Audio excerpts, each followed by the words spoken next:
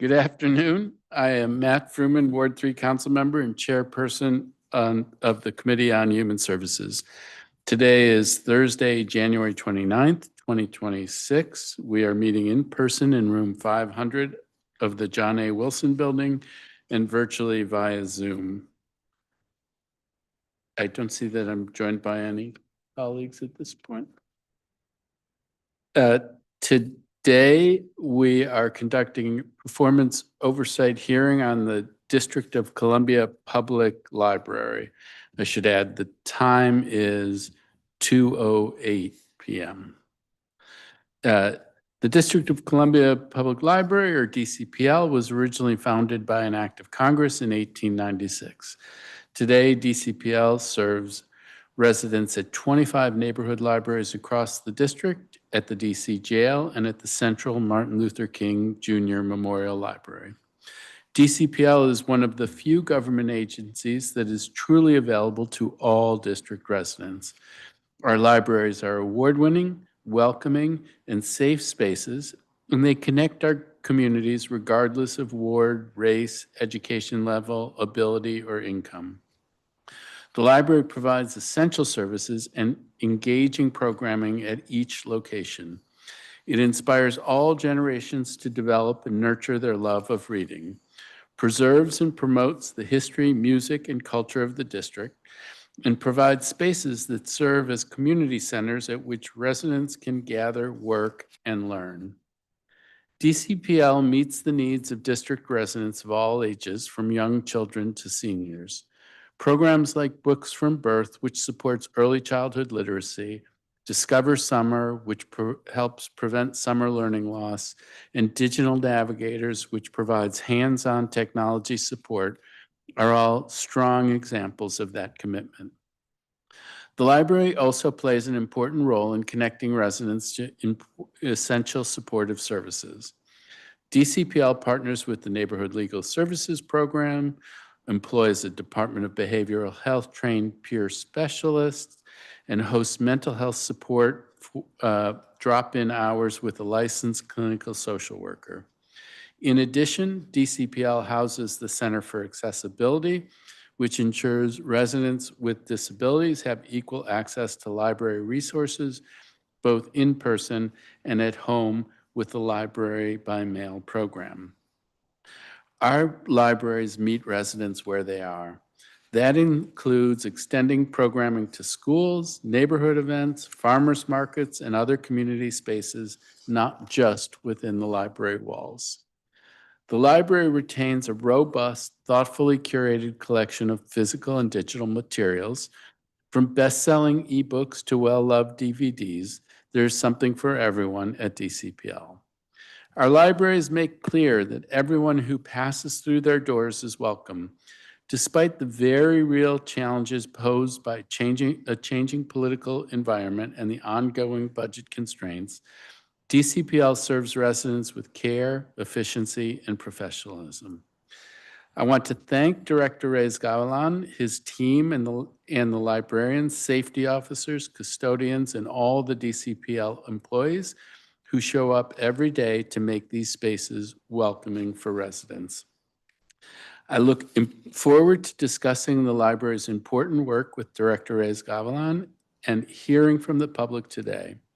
As chair of the Committee on Human Services, I will continue to support DCPL's mission in a way that is collaborative, accountable, and focused on results for district residents.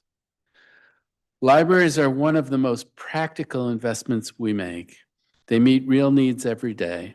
I'm glad to have this conversation today. I'd now like to offer a note on logistics. In order to ensure that we hear from all members of the public, I ask that all witnesses stick to their allotted time. Advisory neighborhood commissioners and representatives of organizations will have 5 minutes. Other public witnesses will have 3 minutes to testify. We will start by hearing from public witnesses who are participating in person. After hearing from our in-person witnesses, we will turn to our virtual witnesses. When I call your name, please come to the table at the front and sit in the order you were called, from your right to your left. Do not forget to press the button on the microphone before speaking. The red light indicates the mic is on. After I hear from you, I and other council members may ask a round of questions before calling the next panel. Now let's turn to our first panel of witnesses. Yona Bromberg-Gaber.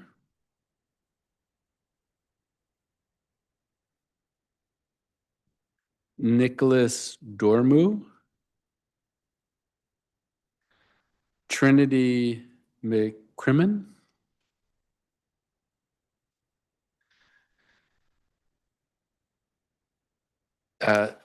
Trupti Patel.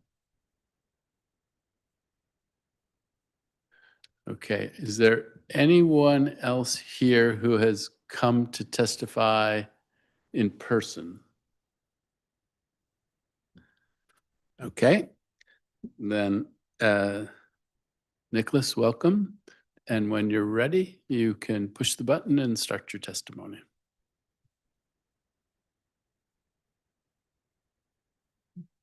Good afternoon. My name is Nicholas Domo, and I am a 12th grader attending Parkmont School, and I am an intern for MLK Library. Based on my experience, working at the MLK Library has been great. It allowed me to, it boosted my confidence. It gave me a lot of career advice, and it allowed me to fully know what working at a DC public library will be like. When I was working at MLK Library, I was able to do things that regular people cannot do who at the MLK Library. And I was able to participate in different activities that regular people won't be able to do. And just working at the MLK Library was just an immersive experience because it allowed me to be in different activities, meet different people, and see special exhibits before they were actually announced to the public. One of the when I first started working at the MLK Library, I started working at the pop-up shop. The pop-up shop was a immersive experience because it allowed me to fully see what it's like being a cashier, which I never did before, and it allowed me to sell merchandise to the public and help the homeless overall. Well, yeah, help the homeless. And at the pop-up shop, I was able to sell different merchandise and participate in the DIY in the district exhibit, which is exhibit that was at the MLK Library until December. Currently, MLK Library, when I was working there, it enabled me to provide to the people. For example, right now, I am helping in a cure kit activity where I provide cure kits to homeless people. I have to make them in a room. And it is pretty nice because I can provide to the public and homeless people who's at the MLK Library. We have to ship the boxes where I put the cure kits in to homeless communities and different libraries so they can provide to the homeless community, which is pretty fascinating. It's definitely not an experience that I will be able to do after I move on from the MLK Library and stop internshiping there. I mean, this experience was pretty nice, a different experience. That's wonderful, Nicholas. Thank you for your testimony. You said at the start which high school you go to. Which high school? I didn't hear it. Parkmont School. That's on 16th Street. Parkmont. P-A-R-K-M-O-N-T. Oh, Parkmont. I see. Yeah. I got you. And how was it that you found the internship, or did they find you? How did you find your way to working at MLK? They found it for me, my school. They suggested it, then I accepted it. Because they found it for me. And that's wonderful that there's outreach to the schools and then the schools are creating opportunities for kids. And it does sound like it's been very meaningful for you. It does sound like interesting work. And so thank you very much for your testimony. Thank you very much for participating in the program. You're welcome. Thanks. I see that Yona Bromberg-Gaber has arrived. Can I ask you to come to the table? And thank you again.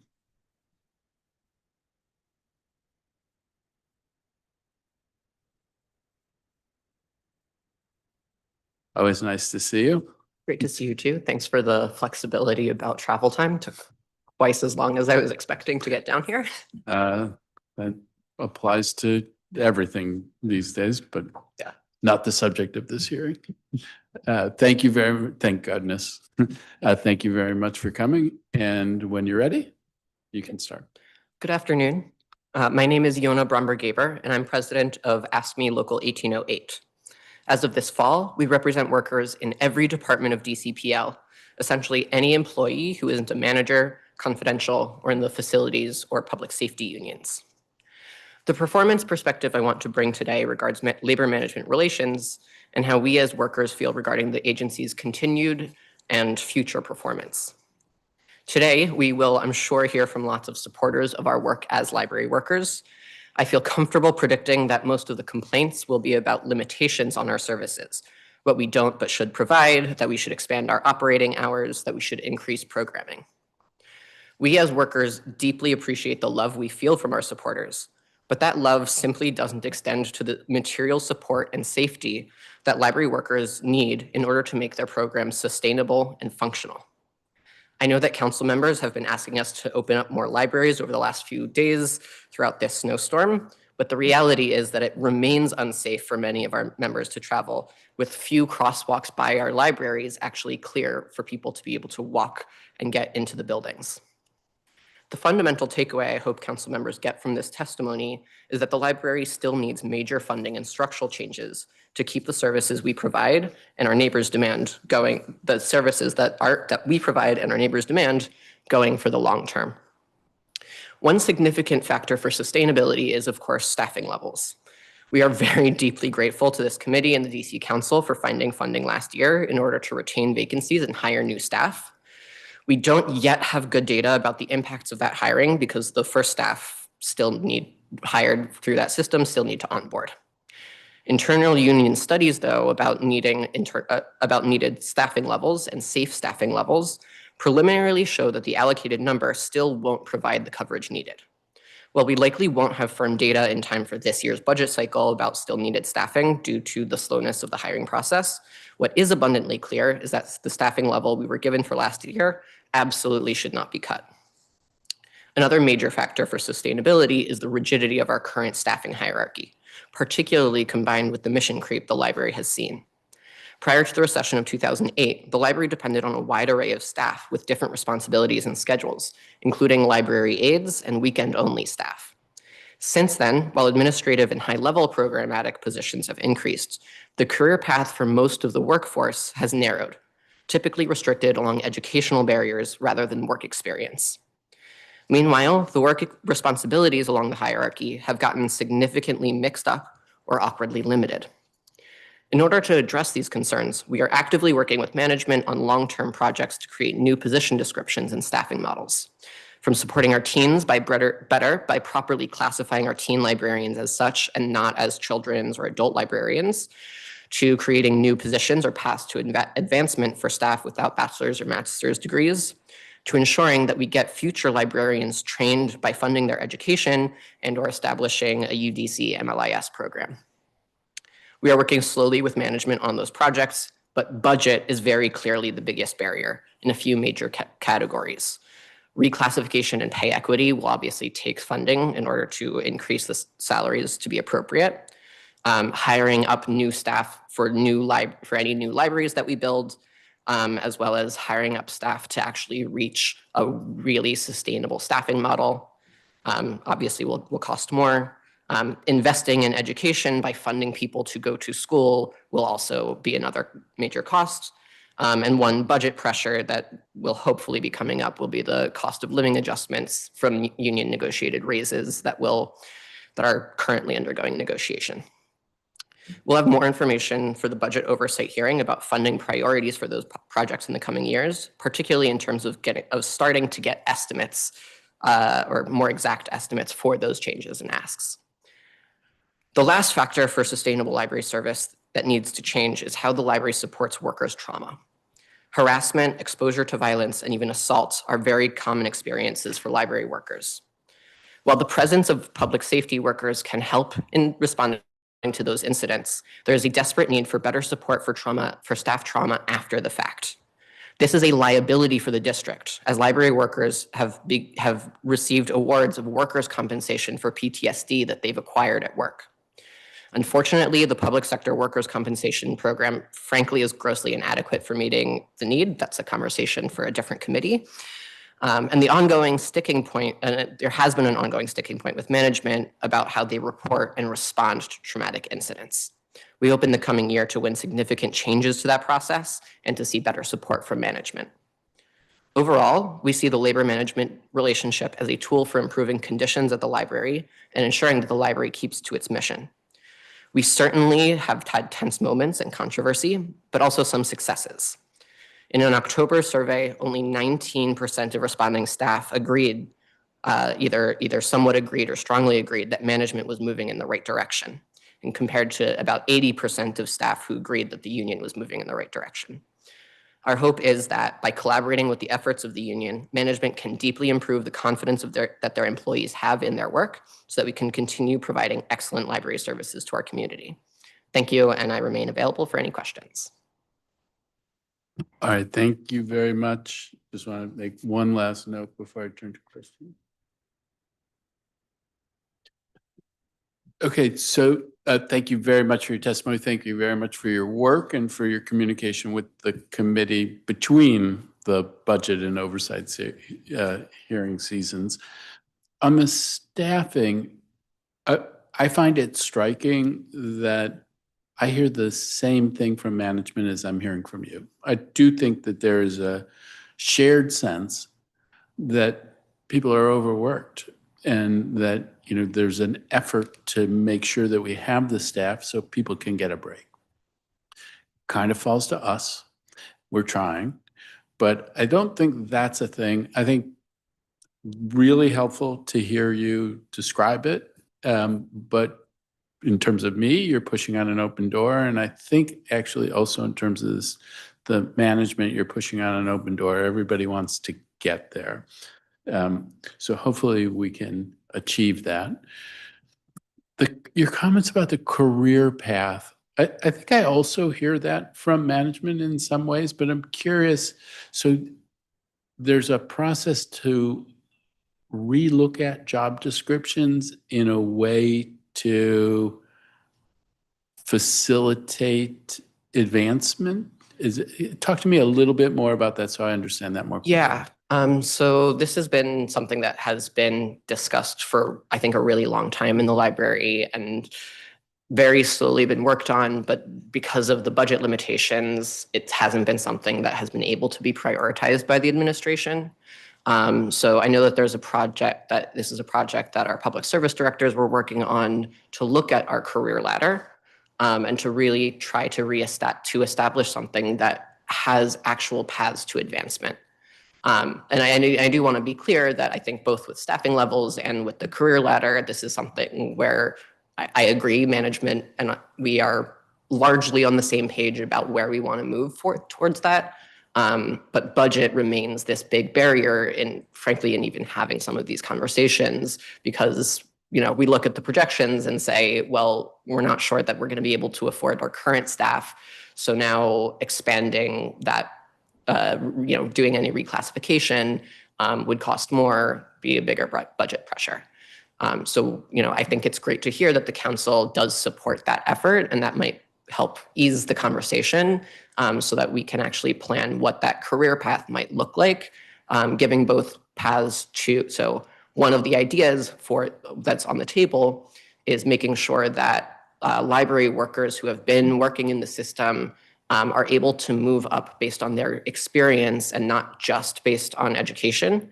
Although the union, we still do want to make sure that there's some protections for the specific work that MLIS librarians are trained for, separating that out from some of the other programmatic work that other workers might be more qualified for, to really make a wider array of paths to advancement for our staff. And also in order to encourage and retain our good staff. We have a lot of people who don't have, frankly, who don't have bachelor's degrees, who do really great programming, but they're limited in their career path. So creating a path for them to be able to prove their worth and get compensated properly for the work that they're doing is the direction that we want to be moving in. Okay, super helpful. I think that I think management and everybody takes a fair amount of pride in the program with UDC on counseling and, you know, helping people get credentials, and that's a piece of the puzzle. I think you talked about the Masters in Library Science, trying to get UDC to re-stand up a program like that, which could have a lot of benefits. You could increase the pipeline of librarians, take pressure off of staffing, make it easier to hire. Very much supportive of that. I think that there may be very preliminary conversations about that, but let's stay together to try to make that happen. I think one element with the Masters of Social Work program, while it's a great opportunity for our members, it's not a path for advancement within the current career ladder, right? You get a master's in social work, that does not qualify you to be a librarian. And whether it should or not, I think is a question that we're really trying to unpack. But certainly that it should have greater paths for advancement within the system, and that there should be positions that are specifically available for people who get those degrees. Whereas right now there's, I think, one slot open. I think within the library, 2 slots.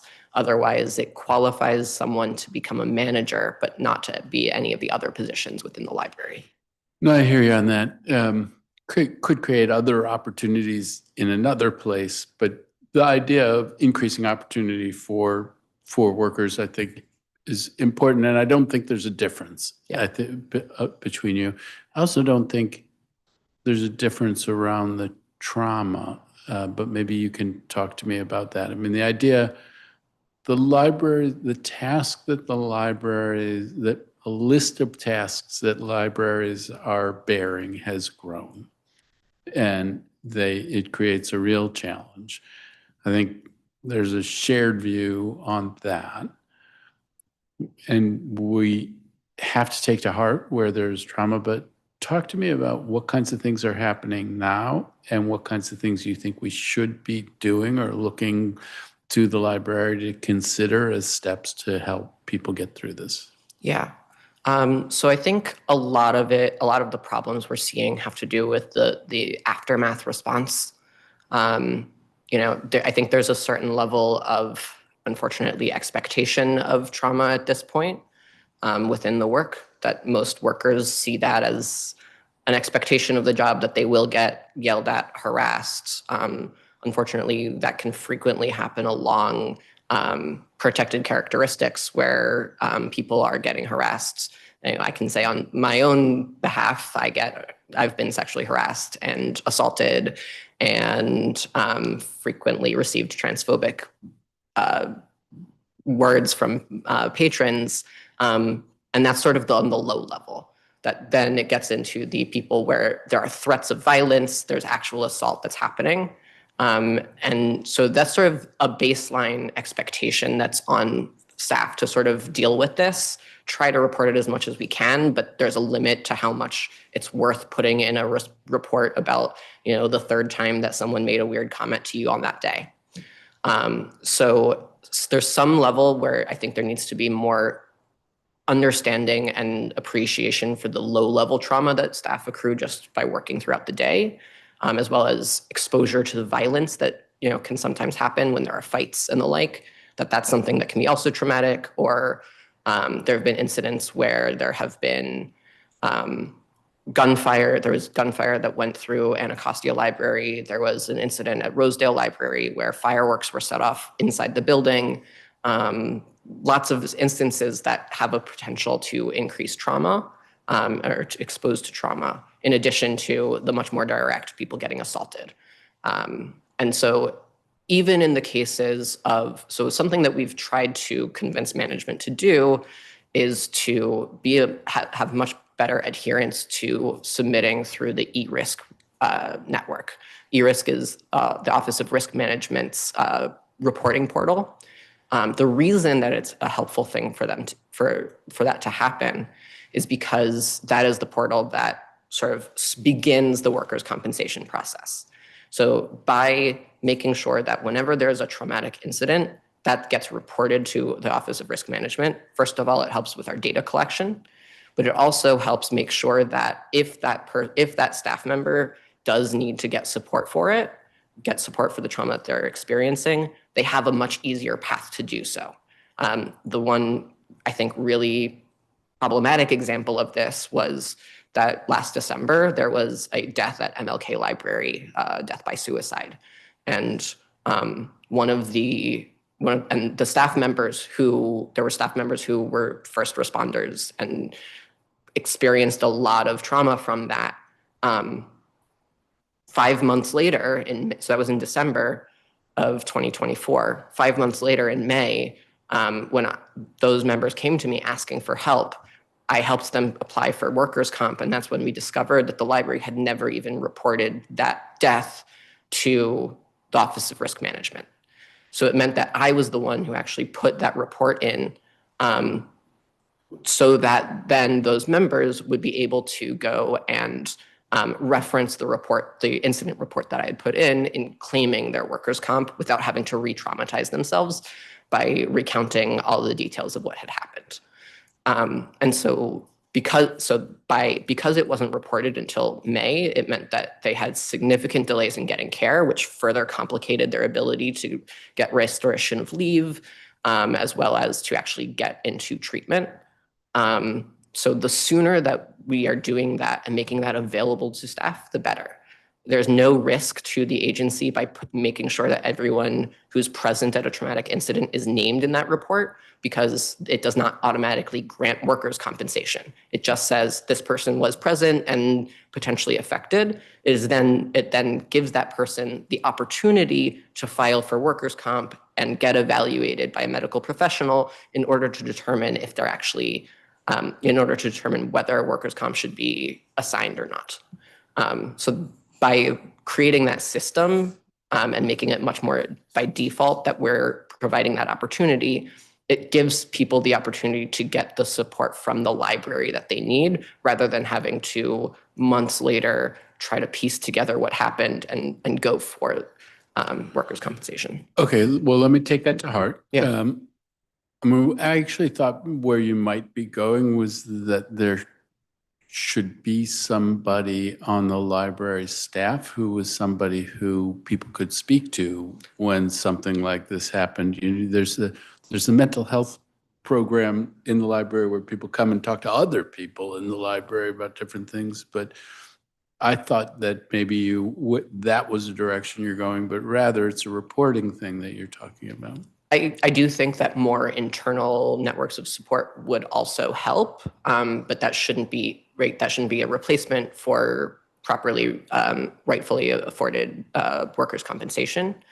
And also, frankly, our mental health staff are already really, really strained in order to serve our patrons. I've spoken actually about that idea with our mental health staff, and their response is basically like, yeah, that would be great, but in terms of capacity, that's not something that we have the capacity for. And I think that there would need to be significant support from management for anyone in that position to actually give recommendations on changing up some of the procedures and the like. Without having that power, that person is kind of just going to be hearing people complain and not being able to respond. Okay, Thank you very much. And your comments, I thought we weren't going to have a hearing about the snow and ice. Hearing from lots of places about the need to get the sidewalks cleared. Yep. I hadn't heard it around libraries yet today. I have heard it around schools. This is a challenge. Yeah. But thank you very much for your testimony and really look forward to working with you as we go forward. Absolutely. Thank you. Thanks. Now I will try again on whether there's anyone else here outside of the government witnesses who's come to testify in person.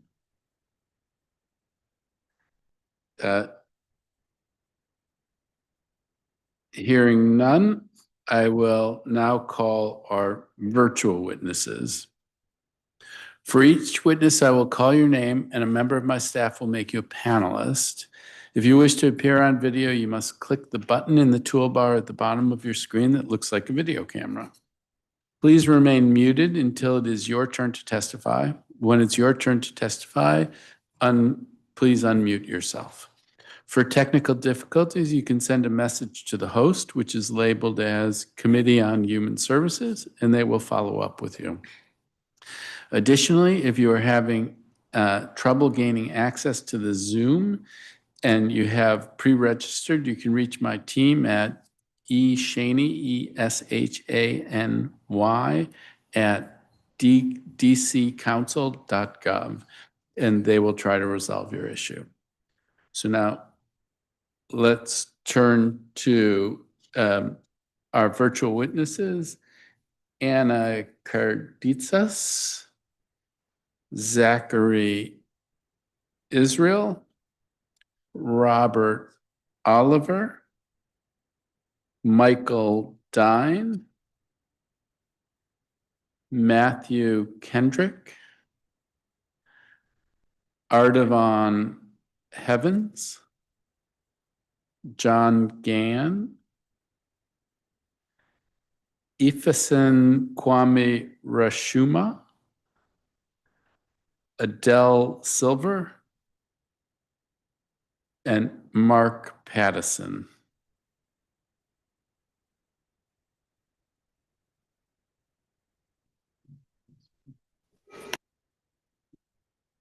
Sure. And then Antti Koskenruta, Commissioner for ANC 4D01, and Joe Bishop Henchman, Commissioner for ANC 5F06. And with that, we will start with Anna Karditsas. And if I've mispronounced your name, I apologize. No. Let me see if I have a video here. Hi. Good afternoon to the chairman and members of the council. Can you hear me? Sure can. Thank you. Okay. Hi. Thank you for the opportunity to present testimony to this hearing. My name is Anna Karditsas, and I've been a resident of DC for 12 years. The DCPL is an invaluable resource for this city, and the efforts of its staff and volunteers have been hugely successful in building community.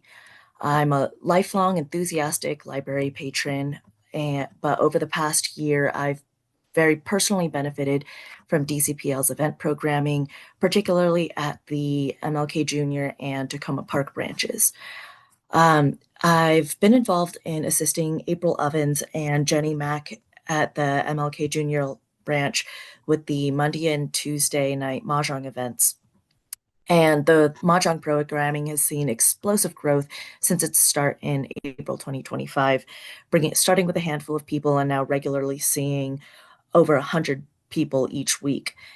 And then additionally expanding from just Tuesday night to Monday nights as well every week.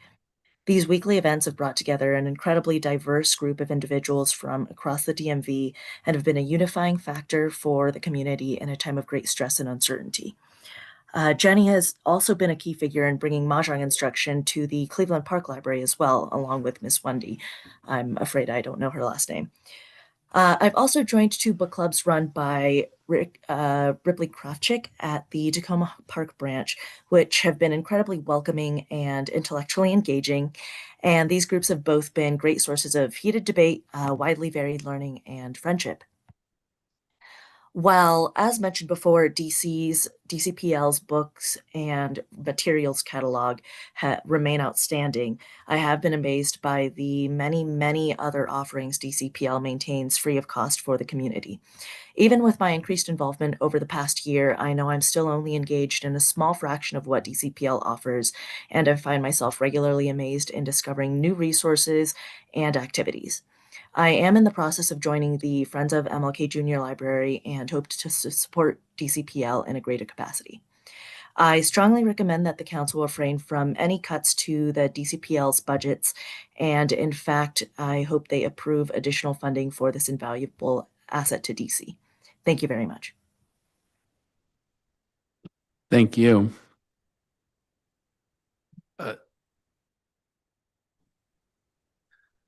Zachary Israel, good to see you, Zach.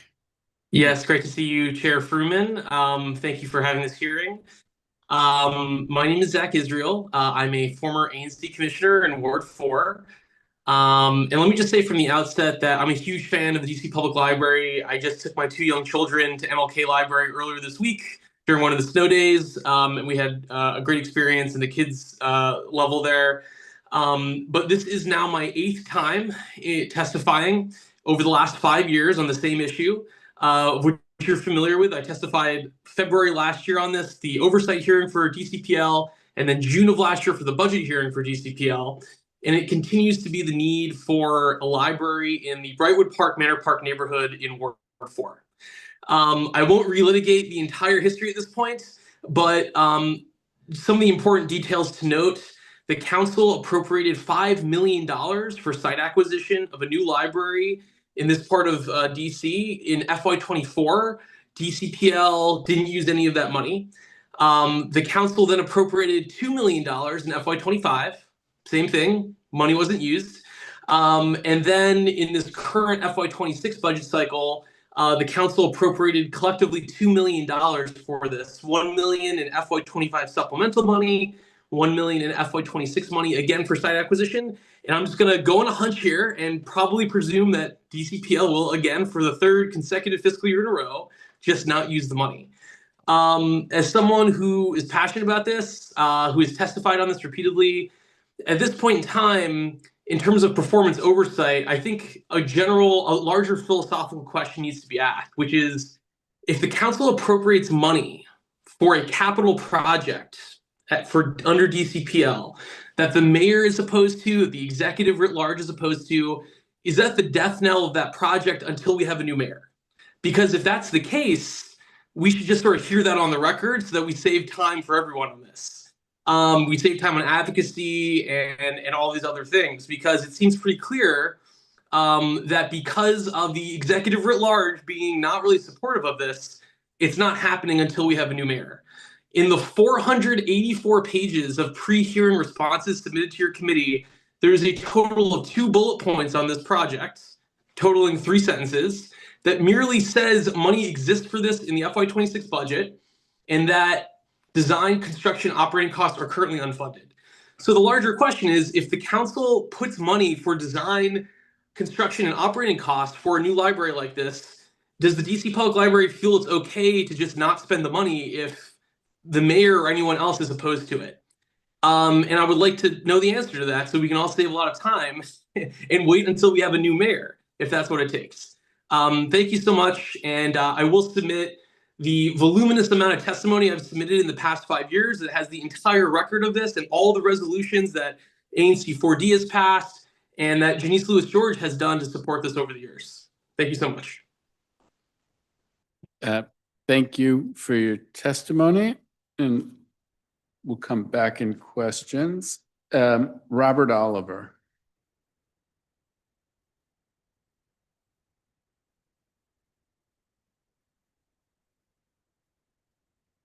Mr. Oliver, you're still on mute. There you go. Thanks. Can you hear me now? Yeah, maybe a little closer to the microphone because I don't hear you that well. Okay, all right. Let me fix my phone. There, hopefully this works. All right.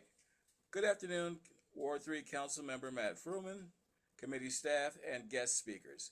My name is Robert T. Oliver, president of the Lamont Riggs Lillian J. Huff Library Friends in Ward 5. I wish to commend the Committee on Human Services for responding to last year's plea for more staff, which the committee responded loud and clearly. The new staff will provide help in 3 key areas. The first, I'm really having trouble hearing you, and I have a feeling others in the room are too. Can you get closer and/or turn up the volume on your computer? all right, I'm using my phone. The volume is about as loud as it's going to go. Can you hear me? All right, let's do this. Get the next person, and I'll switch to my computer, and I'll start again.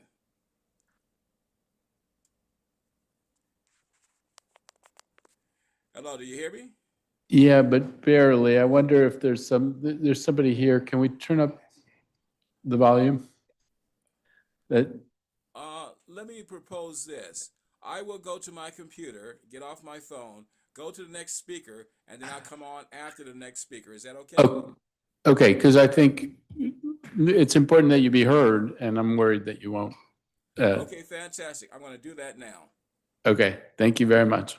Okay, bye.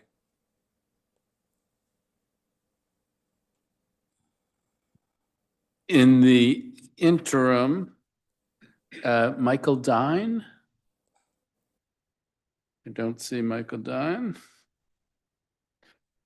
Matthew Kendrick. I don't see Matthew Kendrick. Ardavan Heavens. Yes, hello. Can you hear me? Loud and clear. All right. Good afternoon, Chairman and members of the Council. My name is Ardavan Heavens. I have lived in Washington, D.C. for 34 years, and as a federal public servant, I have proudly served our country for 22 years.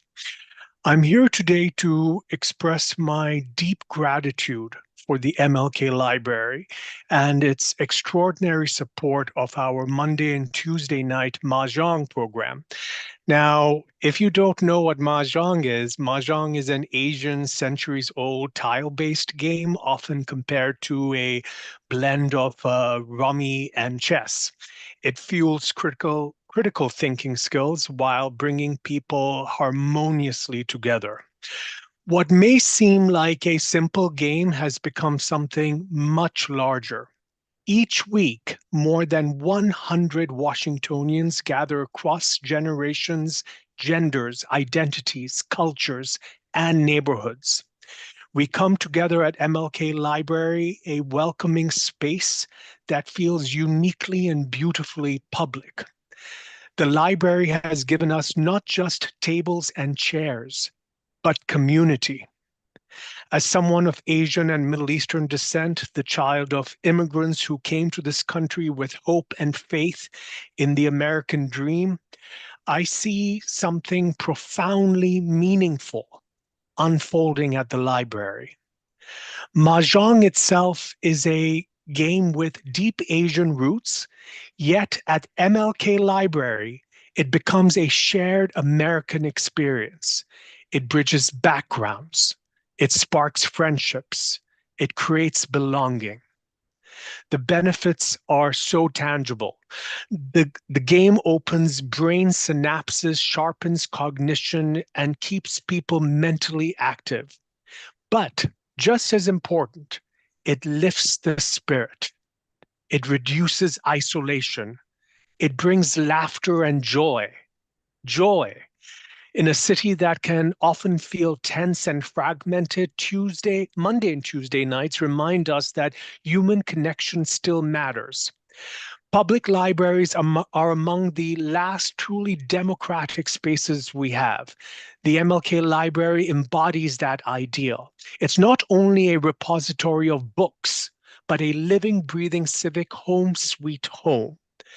I want to especially express gratitude to Miss April Ovens of the MLK Library for spearheading this endeavor.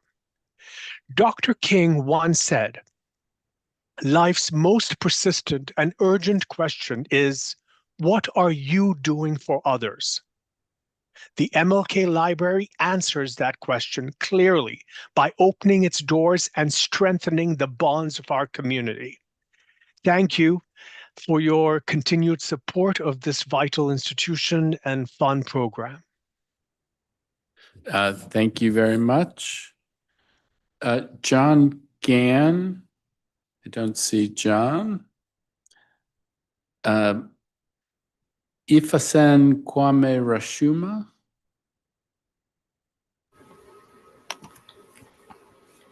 Yes, can you hear me? Sure can. Thank you very much. Okay. Good afternoon, everyone. My name is Ifasen Kwame Rashuma, and I have been a teen aide with the DC Public Library since 2022. I actually started going to the library as a 3-year-old Ward 7 resident at the Benning Road Library. At the time, it was a trailer as the library was being rebuilt. My parents and other homeschooled families participated in a weekly educational program for young children. We would have a story time, do a craft, have a snack, and be social. And I made some of my lifelong friendships there. And those are some very good memories for me. Going into my teen years, I now even have more memories. Working with the DC Public Library as a teen aide has been one of the most meaningful and formative experiences I've had. Through this role, I've had the opportunity to grow as a leader, serve my community, and build lasting relationships across generations. I've gained confidence through public speaking opportunities, including introducing and interacting with well-known authors and community figures such as Jason Reynolds and Roger Carew. I even got the opportunity to meet with, talk to, and take a great picture with Willow Smith.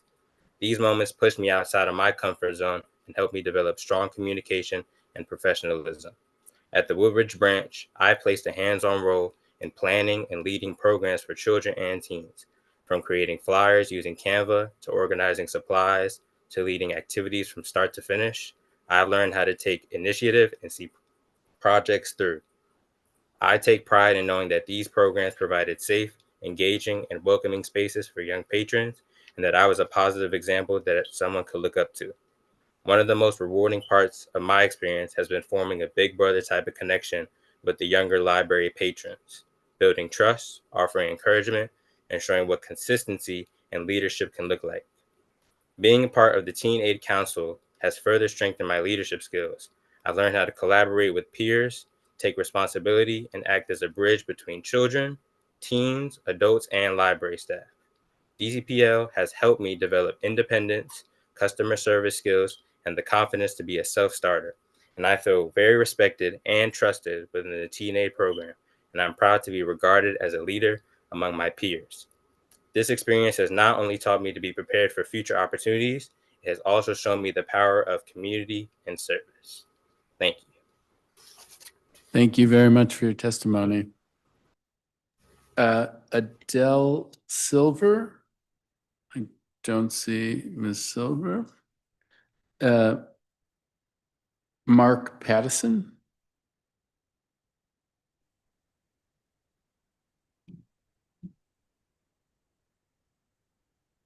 Okay, good. Thank you. You can hear me, I trust. All right. Yep. Chair Fruman, thank you for the opportunity to testify. My name is Mark Pattison, and I speak at this hearing in my capacity as president of the Friends of the Juanita E. Thornton Shepherd Park Library in Ward 4. DC Public Library must be doing something right amid the budgetary squeezes facing so many other parts of the district government at this time last year. Not only was DCPL spared, but the council found nearly $6.5 million more than was in the mayor's budget allocation, a reward to DCPL for its services to district residents and library users in particular. But this is a performance oversight hearing, not a budget hearing. Still, performance issues can suggest where budget money is better spent. To that end, I'm offering some critiques where DC Public Library can do better. First, just this month, a DCPL staffer and a programming provider have told me of their frustration with the lengthy paperwork required by headquarters before programs are okayed. Both said it can take months. When I brought this up to DCPL's community engagement specialist, I was told that the process is now more streamlined than it was a year ago. Well, the proof is not yet in the pudding. These lengthy delays make it challenging for libraries to schedule timely, relevant programming. Moreover, branch managers have no budgets and they have to get approval for all spending, no matter how routine, taking time away from engaging with library patrons. I would hope the committee or its staff can help support processes that prioritize efficiency. Second, the Petworth Library in Ward 4 shut down last month for renovations. All well and good, but Petworth is the library in Ward 4 that stays open on federal holidays, as does one library in each of the other 7 wards. In a conversation last month with DCPL Executive Director Richard Reyes-Gavilan, I got the distinct impression that Shepherd Park would serve as the temporary go-to library in Petworth's absence. When I saw the list inside Shepherd Park of open libraries for Martin Luther King Day, not only was Shepherd Park not on that list, but no other Ward 4 library was either. This is wrong. When I brought this up, I was told that Reyes-Gavilan had, quote, misspoken, and that using another library in a ward on select holidays would create, quote, confusion. I believe there would be no confusion if DCPL offered a genuine option for Ward 4 residents. Third, during both the performance oversight and budget hearings last year, my testimony included a call for DCPL to recruit adult volunteers just as they recruit teen volunteers. It's true that DCPL has adults who volunteer, but they're pretty much at MLK. But the branches could use volunteers as well. Branches have been getting by on skeleton staffs in the past year with dozens upon dozens of late openings and early closings because there just weren't enough staff to go around. The added $6.5 million in the current fiscal year budget goes a long way to rectify those woes. But you're not stepping on a librarian's duties if a volunteer can shelve books or make colorful displays. I have been told that Montgomery County's library system has more prospective volunteers than they know what to do with. And while they've got the money, DCPL should spend a bit of it to implement a solid volunteer program for adults. After all, half the hours the system operates are while school is in session and teens aren't available. 4, I was also told that the DC Board of Ethics and Government Accountability, which provides guidance on the types and value of gifts given to individual employees, still has a $10 limit on such gifts. Have they not heard of inflation? After tax, the Lux box from Taco Bell comes to $9.90. Talk about your affordability crisis. If our friends group wants to treat our library staff to a year-end lunch, we'd have to go get a value meal from the McDonald's across the street. Instead of a treat, I'm afraid the staff would probably have the opposite view of it. Please see what you can do to loosen up Bega's guidelines. I really doubt a library staffer can be swayed into corruption by a meal that costs half the price of a new hardcover book. I appreciate the time and opportunity to testify. DC Public Library does a pretty good job despite these shortcomings, but I don't want to use that overall good work to excuse these shortcomings. One last thing. Registering to testify for this hearing was the most difficult, least intuitive process since I started testifying at these hearings 5 years ago. Some kind of fix is in order. Thank you.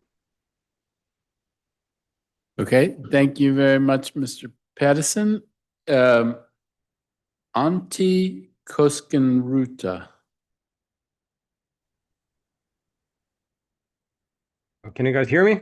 Sure can, and apologies if I mispronounced your name. It's Sure I did. okay. It's it's Antti Koskenrota. Good afternoon, Chairperson Fruman and the members of the committee. My name is Antti Koskenrota, and I am the ANC Commissioner for 4D01, but today I am testifying as a private citizen.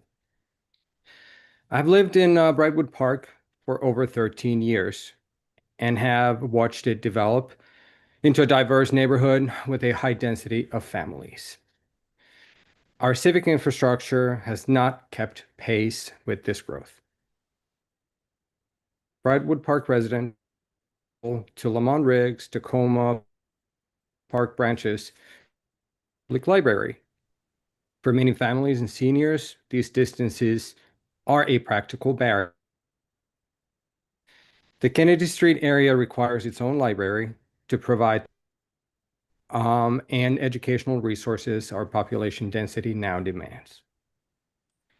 Past DC budgets have included funds to acquire a location for Kennedy Street Library, yet residents have seen no progress.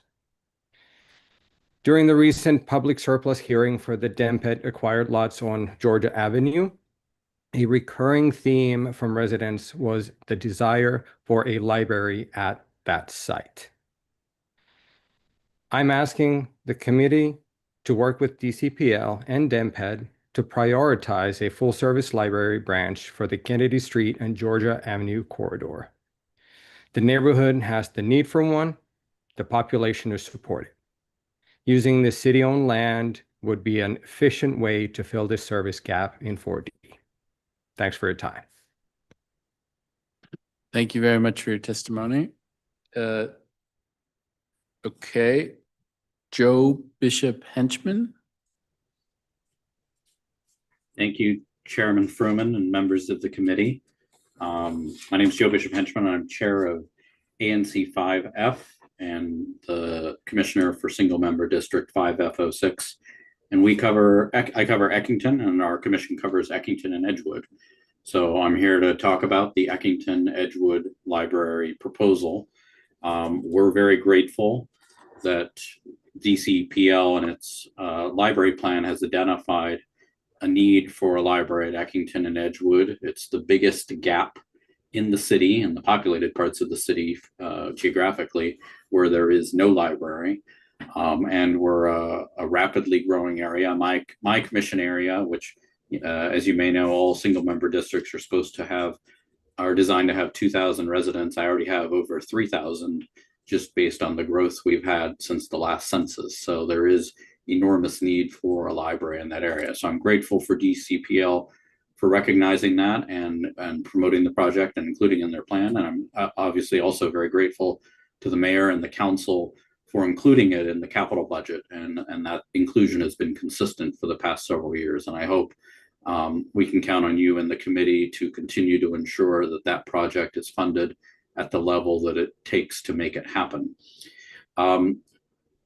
However, we've not had a status update on where we're at with this project in the last year. We had a big update a year ago where they had picked two potential sites, or there were two finalists for a potential site for where it would be in the Eckington Edgewood area, and that they had set a deadline for the end of the fiscal year, that is last September, to pick a final site. Last September has come and gone, as has October, November, December, and now almost January, and we've not had an update of where it is. And I read the very thoughtfully put together responses that DCPL has submitted, and I wasn't able to find any further information about where we're at on picking the final site on it. I did want to add that ANC 5F is eager to work with DCPL and with the mayor's office, and of course with the council, on whatever we can do to be helpful in that process. ANC 5F has put together a library task force of community members who are enthusiastic about this project and want to make it successful and want to work with DCPL to make it a reality. I additionally want to say that I know part of this is part of the delay in announcing this final site probably relates to negotiations with developers or potential developers to include it as part of their projects, because we have a number of development projects in the works. I did want to note that, if part of the issue or part of the solution is ANC 5F considering zoning relief or community benefits agreements or changes in order to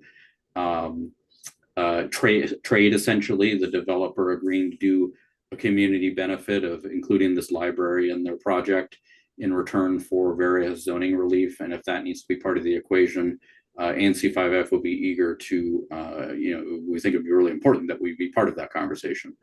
So we're hopeful that in today's oversight hearing, you'll ask DCPL for a status of where it's at, and that the answer will be something more than in negotiations with no end date. And again, thank you, both council members and the committee, for continuing to highlight this important project and help us make it a reality. Thank you for the opportunity to testify today. And thank you for your testimony. Mr. Oliver, I see you're back on. If we can give it a try. And Ms. Patel, I see you're here in the room. If you want to come to the table, then when Mr. Oliver is done, we'll have you testify.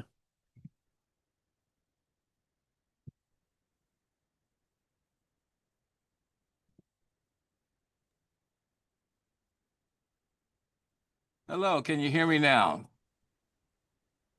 Better. Can you hear me now? Yes, yes. Can you hear me now? Yes. Can you hear me? All right, I'm sorry. I'm just going to have to do this. We can hear you. Now we can.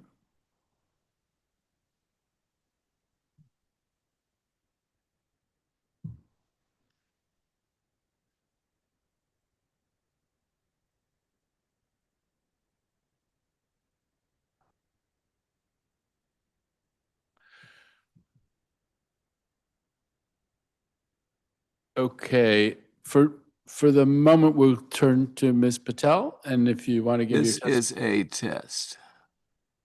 Okay, it was a successful test. Do you want to start your testimony, Mr. Oliver? Or should we have one more witness and then come back to you?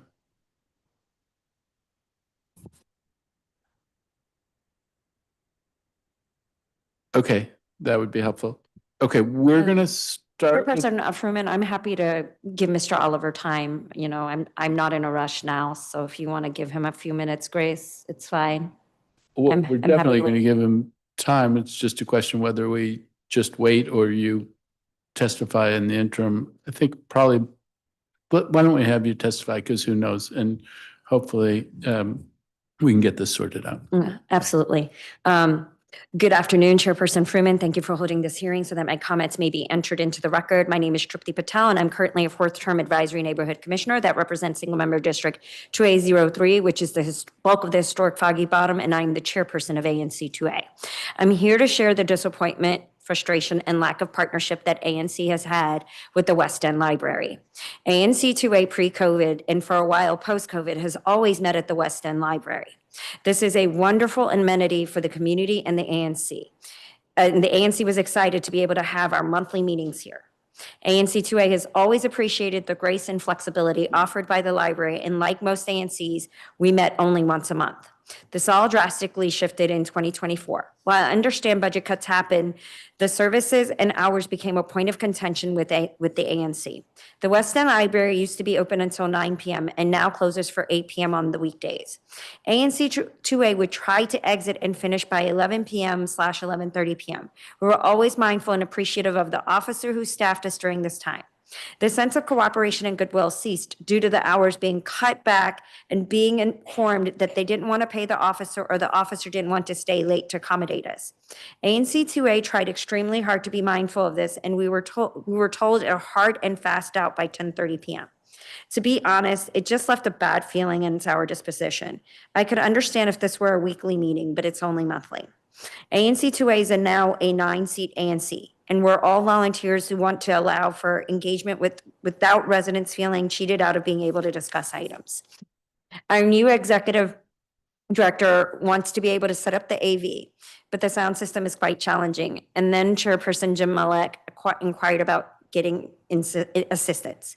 We were informed that this is not a service that the library does. I was shocked and stunned. Instead of being treated with excellent customer service, we were treated like a pain and an unwanted community partner. I have to be honest. This resource, which is paid for by my tax dollars, has cheated me by being hostile to the ANC and inaccessible to the ANC. The library is here to serve me, not the other way around. I'm quite furious to know that we're treated as an inconvenience. ANC 2A has been going on for well over a year since we've been in person.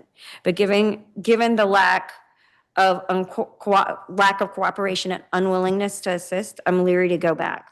The Friends of West End Library are livid that ANC 2A isn't using the space. So I've come today with the following questions and requests from DC Public Library about the DC Public Library about the West End Library. We meet once a month, and it was always clear we tried to end between 10:30 and 11. Why the refusal to accommodate the ANC after it was built and created with the intention of the ANC using it?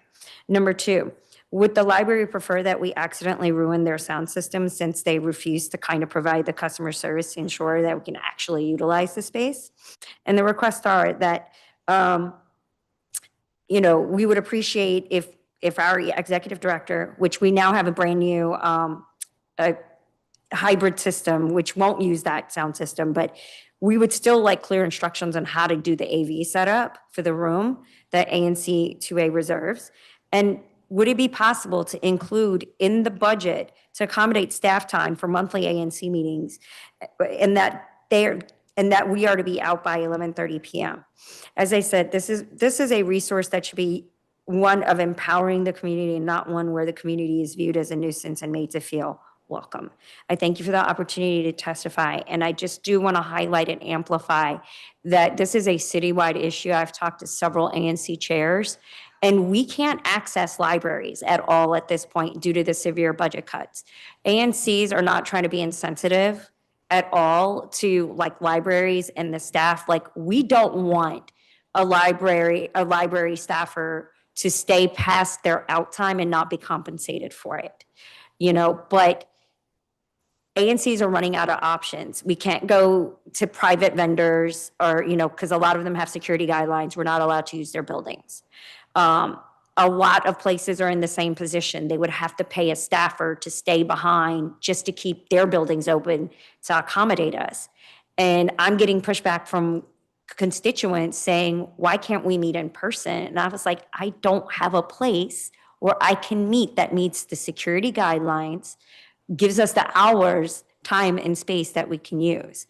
And so I don't know if it is possible for the DC Council to allot funding, whether it's for the DC Public Library or for places and spaces where ANCs can meet and be able to conduct in-person meetings. Like I said, we meet the legal guidelines. ANC 2A has always met every month that it was able to meet. We do it virtually, but there is something to be said about the lack of like true community engagement. Like, people have felt like the ANC does not want to meet in person, and that's not the case. Like, I've been facing this challenge for a year and a half. Thank you. All right, thank you very much. Mr. Oliver? There you go.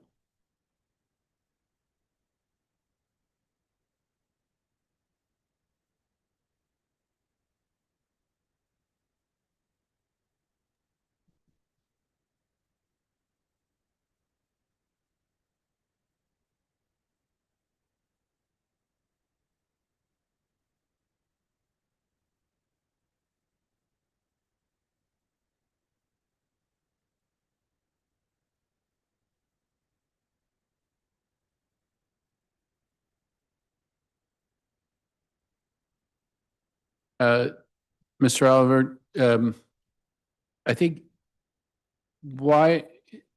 can you hear me? Oh, no.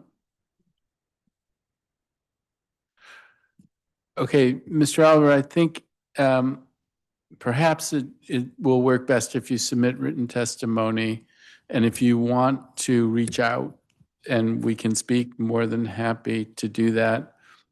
For the moment, I'm going to turn to questions to this panel, and if by some miracle it turns out that we can make it work before we bring on the director, we can try yet again, but for now I think we should keep it moving. I've been joined by my colleague Zachary Parker, and I would invite him first if he wants to give an opening statement and or ask any questions of this panel, and then I will. Or if you'd like me to ask the questions of the panel, happy to do that. Thank you, Chairperson Fruman. I'm thrilled to be here. I get really excited when it's time for oversight season and it's with our public library system. I have said, and I'll say it again, you can judge a world-class city by its public amenities, chiefly its library system. And I'm a big fan of the work that DCPL is doing.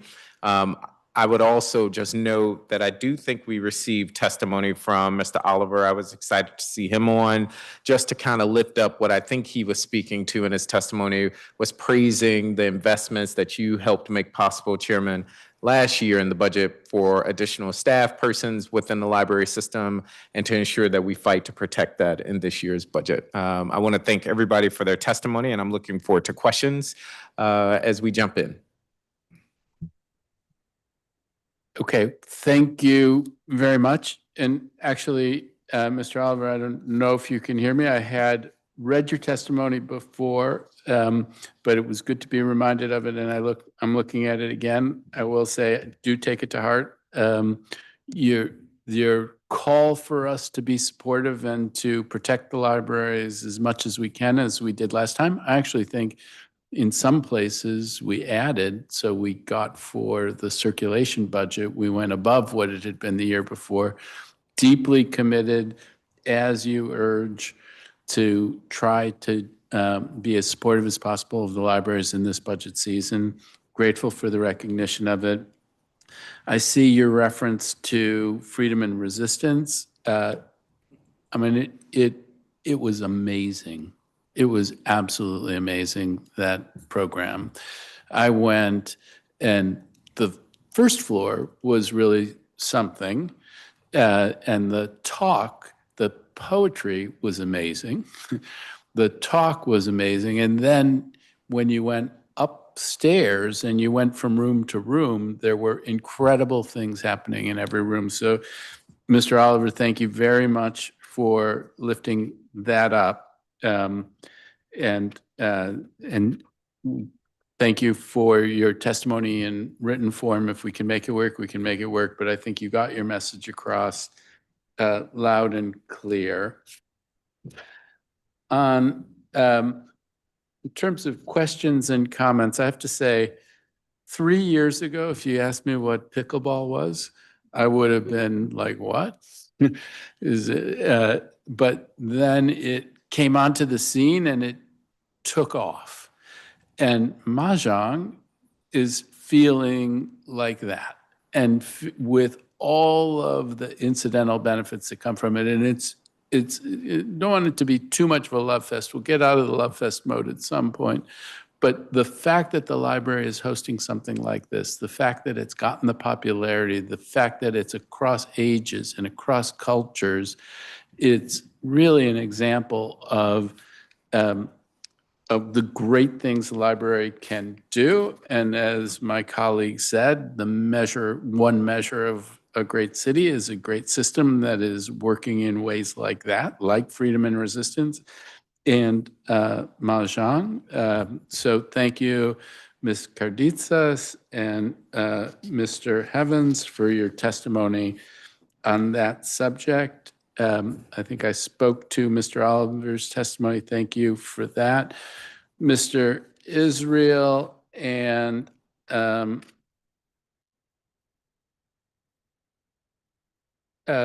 there was the testimony about the Ward 4 library, Antti Koskenruta. Mr. Koskenruta, you talked about a public space on Georgia Avenue. I thought that was the focus. Can you just speak to me about what site is it that you're talking about there? Yes. So these are, I believe it was June or summer of last year, when the city acquired several lots on Georgia Avenue, in like between Madison Street Northwest and Missouri Avenue.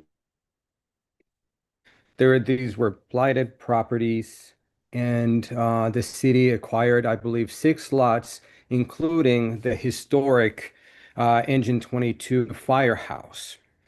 And there was a public hearing to solicit comments from the public as to what they would like to see being built at that location. And there were great ideas that were shared at this meeting, but one theme that just kept popping up was that people loved to, would love to see a full service library at this location. So does that answer your question? Yeah, no, that answers the question, and I will ask about it. And Mr. Israel and Mr. Koskin-Ruth, I mean, this is obviously something that there has been a loggerhead around, and I will ask about it. I'm not sure that it's going to break the logjam on this at this moment, but we will ask where this all stands and see what might be able to be done on this in the coming months. I mean, the flip side of it is Mr. Bishop Henchman, who's excited about the coming library in his growing neighborhood. You all make the argument, we have a growing neighborhood, we want a library, and so it might sting a little to hear Mr. Bishop Henchman say, we have a growing neighborhood and we're excited to get our library. And let the director speak to that.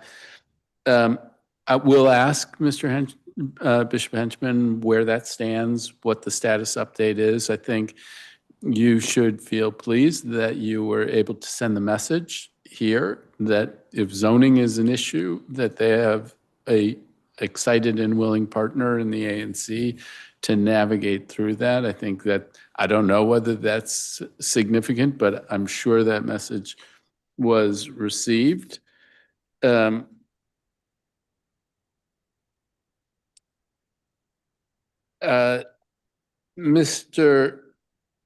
Addison, first, Mr. Rashuma, if he is still here, is Mr. Rashuma still online? I hope I wasn't the only one who felt like that was some beautiful testimony. To hear a young man talk about how he is able to work in this position and be a bridge to younger kids, like, if that's not what it's about, I don't know what is. So I'm sorry he's not here, but really grateful to you for the work that you're doing and grateful to you for coming out and testifying in the way that you did. And you're going to do extraordinary things and help people. So really appreciative. Mr. Pattison, paperwork, we can ask about it, but I know, like, I just reread the responses today to the pre-hearing questions, and the list of programs and partners is very, very long. So I know they want to make it happen. So if there are barriers, I will ask them about it, and it sounds like there's been some report that something's been done that will make it that much easier. But I don't feel like this is an institution that is resistant to doing programs. I get the feeling that they want that list to be as long as possible, but we'll keep asking about it. The federal holidays issue, first I've heard about it, and so I'll ask about it. If there is a library in every ward that is open on federal holidays, but not in Ward 4, there should be an explanation for that. We'll ask about it.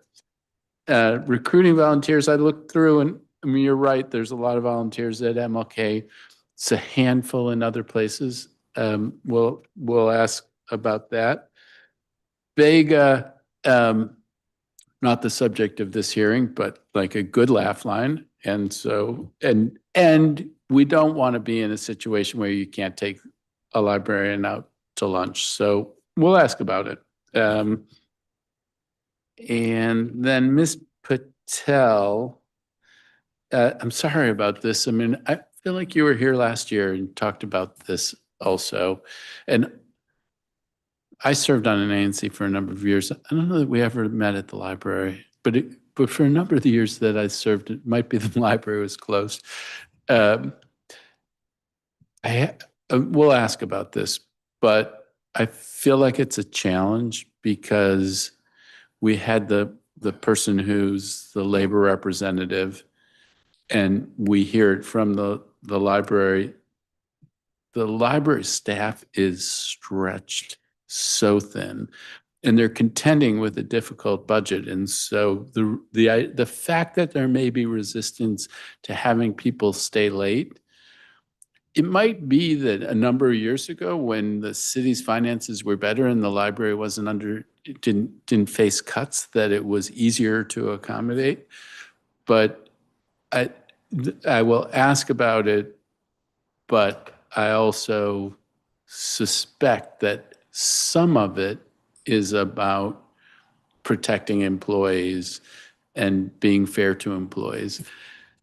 Your idea, should there be some sort of a fund that allows these kinds of public institutions to be used for public purposes and that supports that, is akin to things I think about in the field space for DCPS and for DPR. So I thought, was that like such a bad idea that so let us ask about it and let us consider that idea. Now you have your hand up and I'll invite you to speak. So I just want to make it very clear, Chairperson Fruman, when I say that my disappointment and frustration was with this, it's the staff. It is not the staff at the West End Library. I'm talking about DC Public Library leadership. That's where my frustration is. And I, as a labor rights advocate for the restaurant industry, I would never, ever want anyone to work without pay to do this. And so I am very, very mindful that the challenge is not coming from the workers. I would never ask someone to stay 2 or 3 hours after their out time without pay or compensation, whether it's the staffer who has to stay there or the security guard.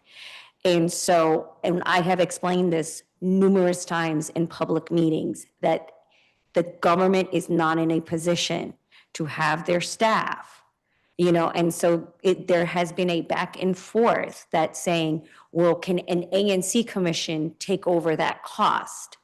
And like this has been proposed. And so that's why I said, well, there comes in the equity question.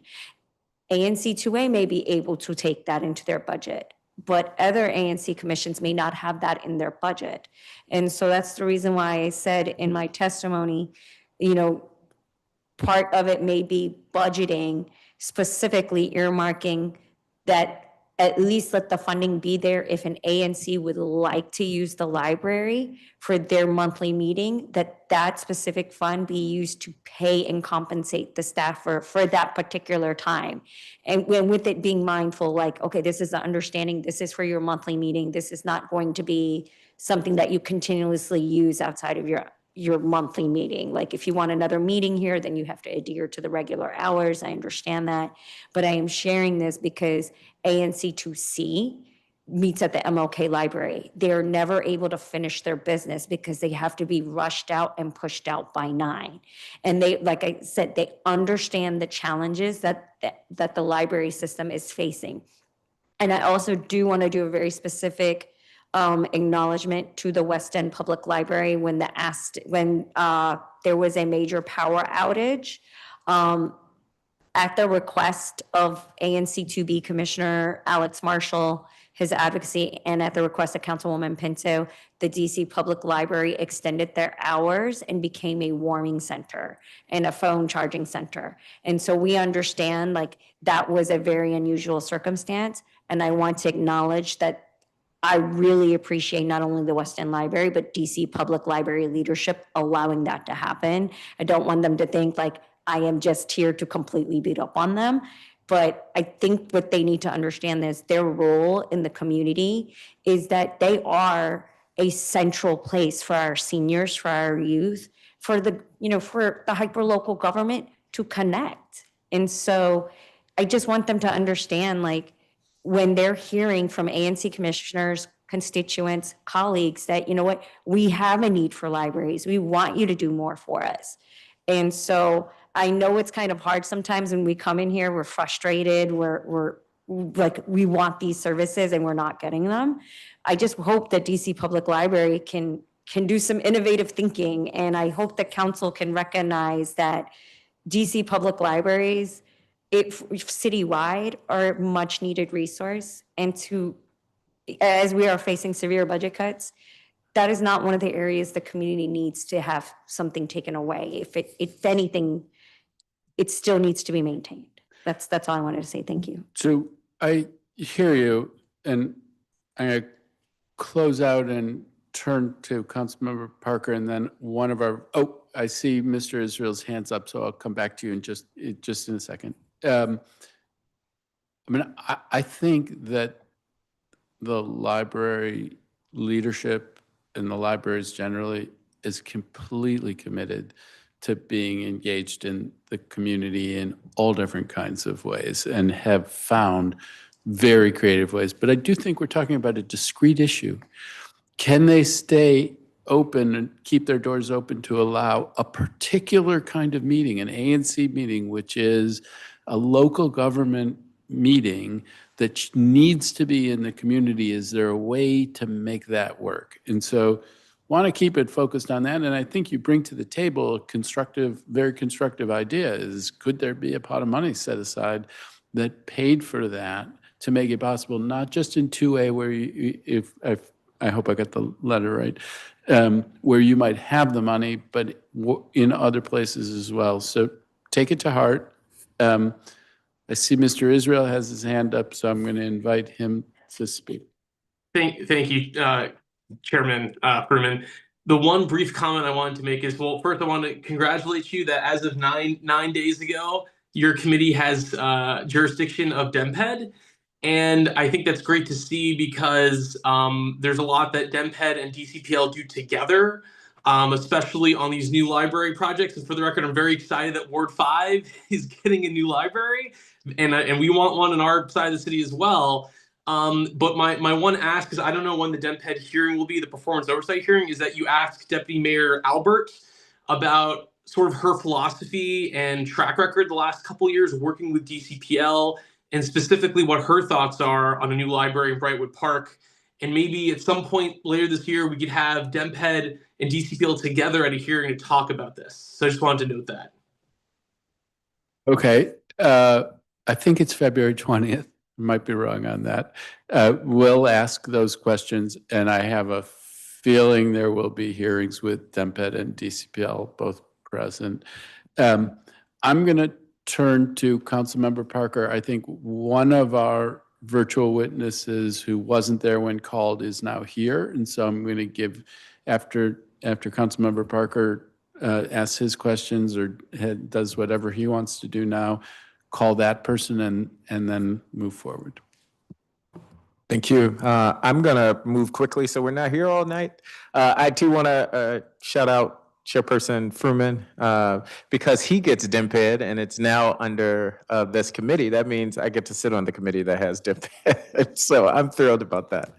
I hear the concerns about wanting libraries, and I mean that not to minimize the testimony. I certainly will bring this up with the director and team as they come up. But one of the things I remember from the many conversations I've had with the director is the need and desire to stabilize the resources and the sites that already exist and making sure the staffing is sufficient. And so I know there's always a push and pull of wanting more, but I know from previous testimony that that is a headwind that DCPL is confronting. I would also just say, Commissioner Bishop Hinchman, I too will follow up about the new library coming to Eckington or Edgewood. Did you have a preference, or does the commission have a preference of a location? Both of the two finalist sites that they picked, I think there's community support for. They did a survey. I think one had 29% support and the other had 28% support. And then the rest of the percentages were sites that were subsequently eliminated from the process. So, I think we can make either site work. Other commissioners may give a different answer to that question, but I think that's where the consensus of the community is. Understood. And again, I'll push for more information. And then Ms. Patel, I want to say thank you for being here in person. I just want to make sure I get the concern is it's hard for the commission to meet because the library doesn't stay open late enough. Is that the gist?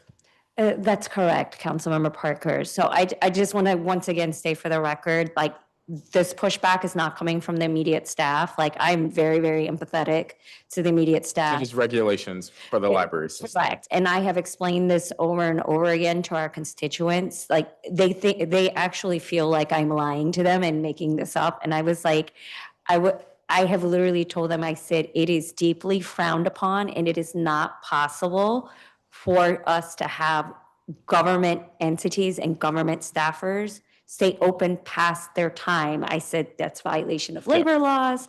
But you're advocating for us to extend those hours.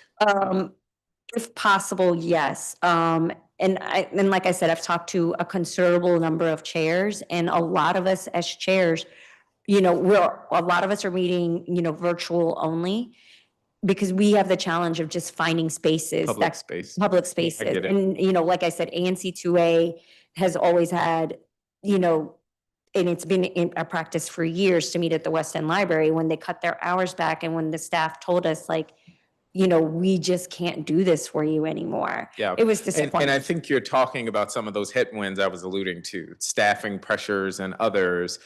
It is part of the reason why it's hard for them to think about bringing on new assets. Although I do know there was testimony for the Kennedy Street Library. I know Councilmember Louis George has been fighting for that for years. And so that doesn't necessarily mean we shouldn't be thinking and pushing the envelope of how we better expand our reach. But I hear you. I don't know if I have the immediate answer, but I will ask the director about hours in service. And if it makes you feel any better, I too am told to get out of the Woodbridge Library by whatever the time is. So I don't know if council members get special treatment either. But I want to say thank you all for your testimony, and I look forward to following up with the team on the points you raised. Thank you. And just thank you, Councilmember Parker and Chair Fruman, for your advocacy and just making sure DC Public Libraries continue to serve the community. Like I said, I love libraries. I just, like I said, I hear the frustration from the community, not just in regards to ANC 2A, but just I hear it from a lot of different communities, like just the reduction in services and hours that the library can provide. It's really hurting a lot of people.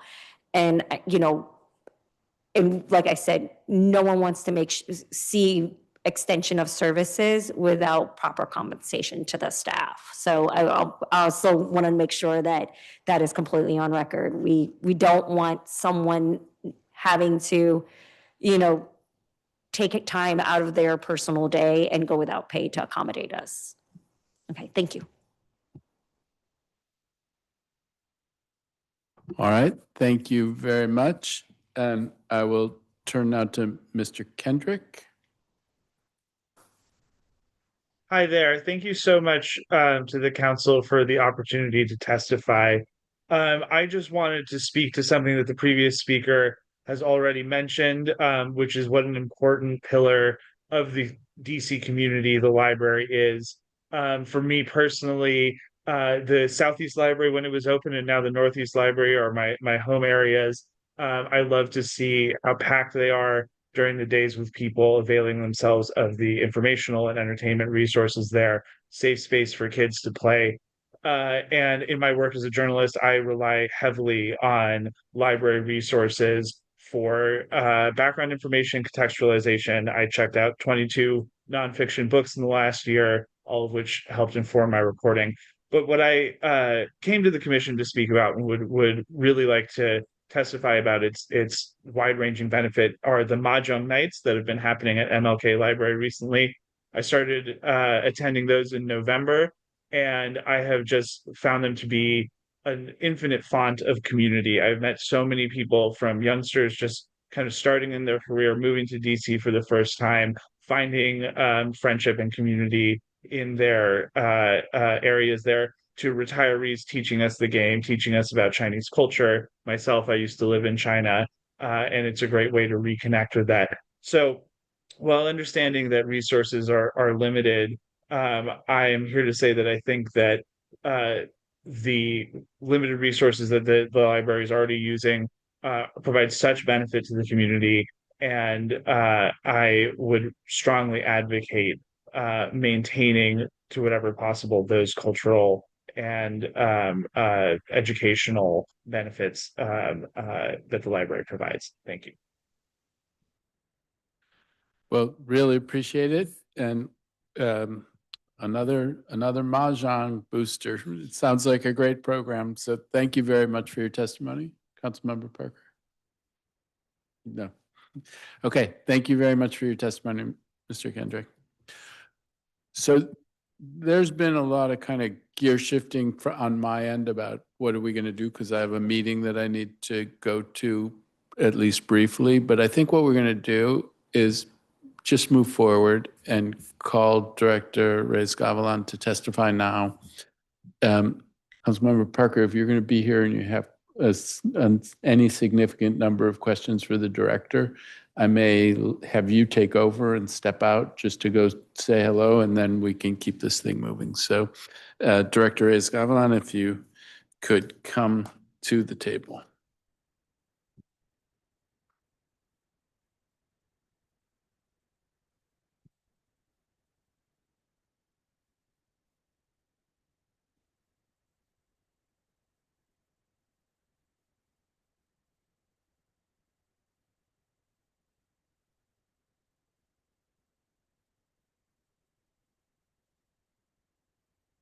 Okay. We will now be joined by Richard Reyes-Gavilan, the Director of the District of Columbia Public Library, and his team. I invite each person who will testify on behalf of DCPL today to join us at the table. And as you have, it's the practice of this committee to place our government witnesses under oath. Please raise your right hand.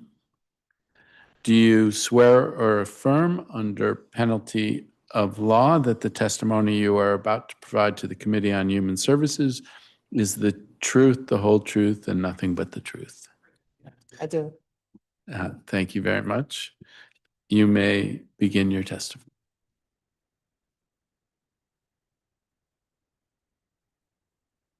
Hey, good afternoon, Councilmember Fruman and Councilmember Parker, committee staff. I am Richard Reyes-Gavilan, Executive Director of DC Public Library. I'm here to deliver testimony regarding the library's performance in fiscal year 25 and fiscal year to date. It's an understatement to call 2025 a historically challenging year for the district. Throughout a year in which so many residents lost their jobs or were scared to leave their homes or were insulted because of their values, I could not have been prouder of the work of DC Public Library. That we were busier this year should not be a surprise to anyone, as people always turn to libraries in times of trouble. I'm pleased to share that some of the library's key performance indicators continue to trend in a positive direction following the abrupt declines experienced during the COVID-19 pandemic. This despite significant understaffing in all of our libraries and spending and hiring freezes associated with federal government budget actions from last spring. Physical visits, a core measure of library value, rose to 3.5 million in FY25, an increase of 4% over FY24. This is quite a feat when factoring the number of staffing-related and construction closures we experienced last year. While visits have not reached pre-pandemic levels, they continue to trend in a positive direction and are now only about 8% lower than FY19 numbers. The MLK Library alone had 816,000 visits in FY25, the most recorded since we installed real-time attendance counters more than a decade ago. How are we experiencing more visits when overall staffing numbers are down? Some library amenities, like our strong and reliable Wi-Fi signals in our popular meeting and study rooms, are not so staffing dependent. I also offer that the library's innovative programs and exhibitions, which are drawing major crowds, have also contributed to an increase in visits. A few examples: the Negro Motors Green Book exhibition and related programming held between November 24 and March 25 attracted thousands of residents to MLK, our branches, and other locations around the city. Coffee and Conversation, a program with a special focus on residents experiencing homelessness, hosted regularly at 12 libraries, has attracted almost 2,500 participants in FY25 and FY26 to date. Earlier this month, we announced a $250,000 gift to the Library Foundation from the Bedford Falls Foundation that will dramatically expand this popular program to more libraries. You may have heard we began a regular Mahjong program at the MLK Library that attracted more than 1,500 enthusiasts over 27 evenings. That's just the Tuesday night Mahjong, by the way, and a ton of good press in the Washington Post and some other media outlets as well. We also held a variety of swap events, plants, clothing, puzzles that attracted more than 3,400 residents to 38 events. And most recently, as you articulated nicely, we had the Freedom and Resistance exhibition and related programming on January 16th, where we had more than 1,650 residents attending after 5 o'clock that night. The list of programs goes on, and they are detailed exhaustively in our written responses to the committee's oversight questions. Shifting over to library circulation, overall circulation of library materials, another key library performance indicator, decreased for the first time in memory in FY25. However, we know there are mitigating circumstances for that decrease that suggest the decrease is not necessarily part of a larger trend.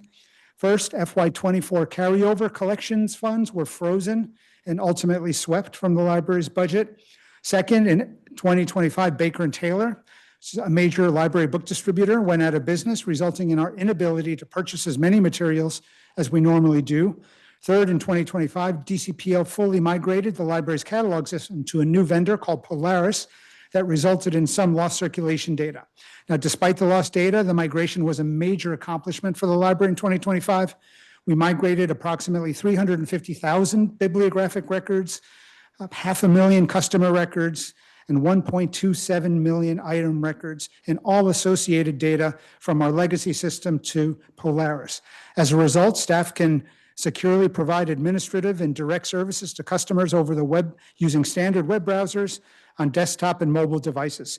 Polaris's portability has enabled streamlined and more efficient customer service. The borrowing of electronic material, which was not impacted by the Polaris migration, increased by 9%.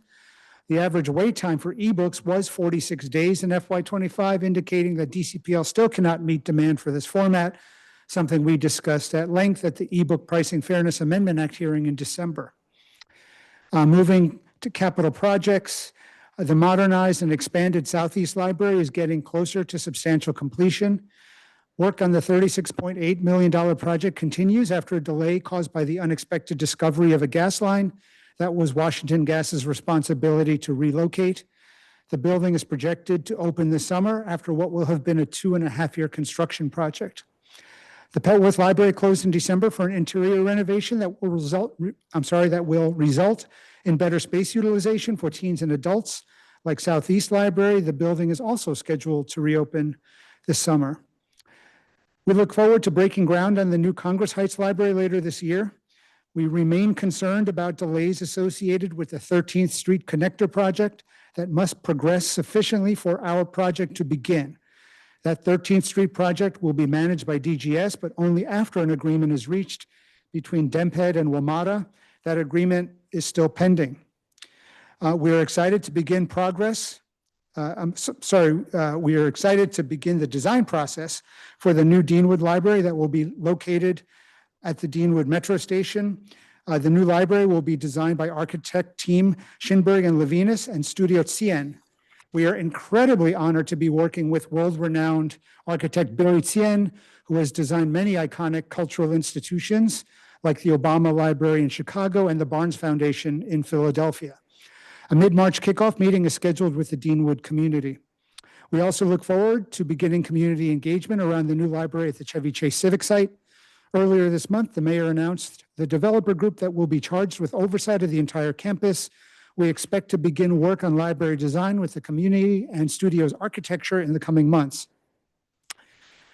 Regrettably, DCPL experienced a number of protracted and unplanned closures in FY25, resulting in a loss of access to district residents.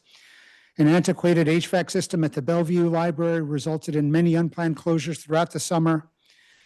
It is being fully rebuilt this year after attempts to repair failed repeatedly. Other HVAC replacements will take place at Woodridge and Northeast libraries in the coming year.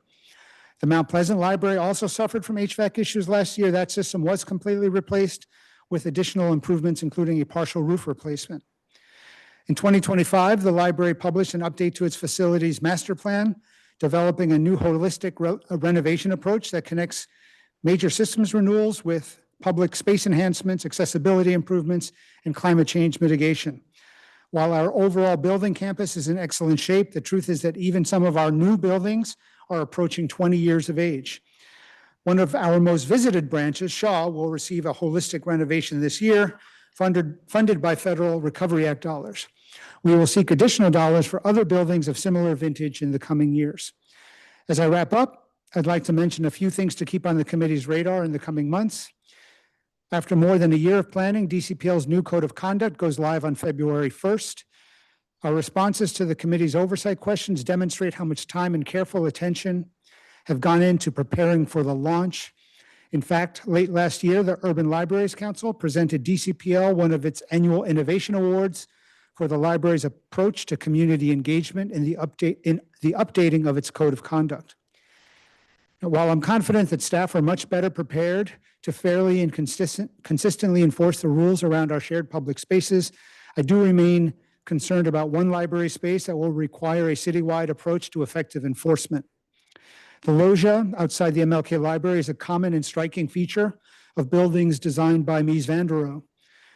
Neither indoors nor out, it should function as a place for the library to joyfully connect with the broader downtown. It should also help bridge the activity at Metro Center and that at Gallery Place. In practice, it does none of those things. On any given night, 60 to 80 people experiencing homelessness and camp under the library loggia. During the day, to allow for some cleaning and to allow access to the 2,000 plus people who enter MLK every day, they move their belongings to just outside the loggia along G Street Northwest, typically in or adjacent to the tree boxes that line the street. Even during the recent snowstorm when MLK was closed and residents were given the opportunity to be escorted to a city shelter, many elected to stay. The Department of Human Services provided one, then a second warming bus on G Street because so many people decided that they would prefer to stay outside the library in the bitter cold than taking one of the city's available shelter beds. The library's public safety officers and We Care team do difficult and admirable work in their attempts to serve the G Street homeless population, but the numbers are overwhelming. Attempts to encourage individuals to seek appropriate shelter or to enforce our rules against sleeping on library property have failed.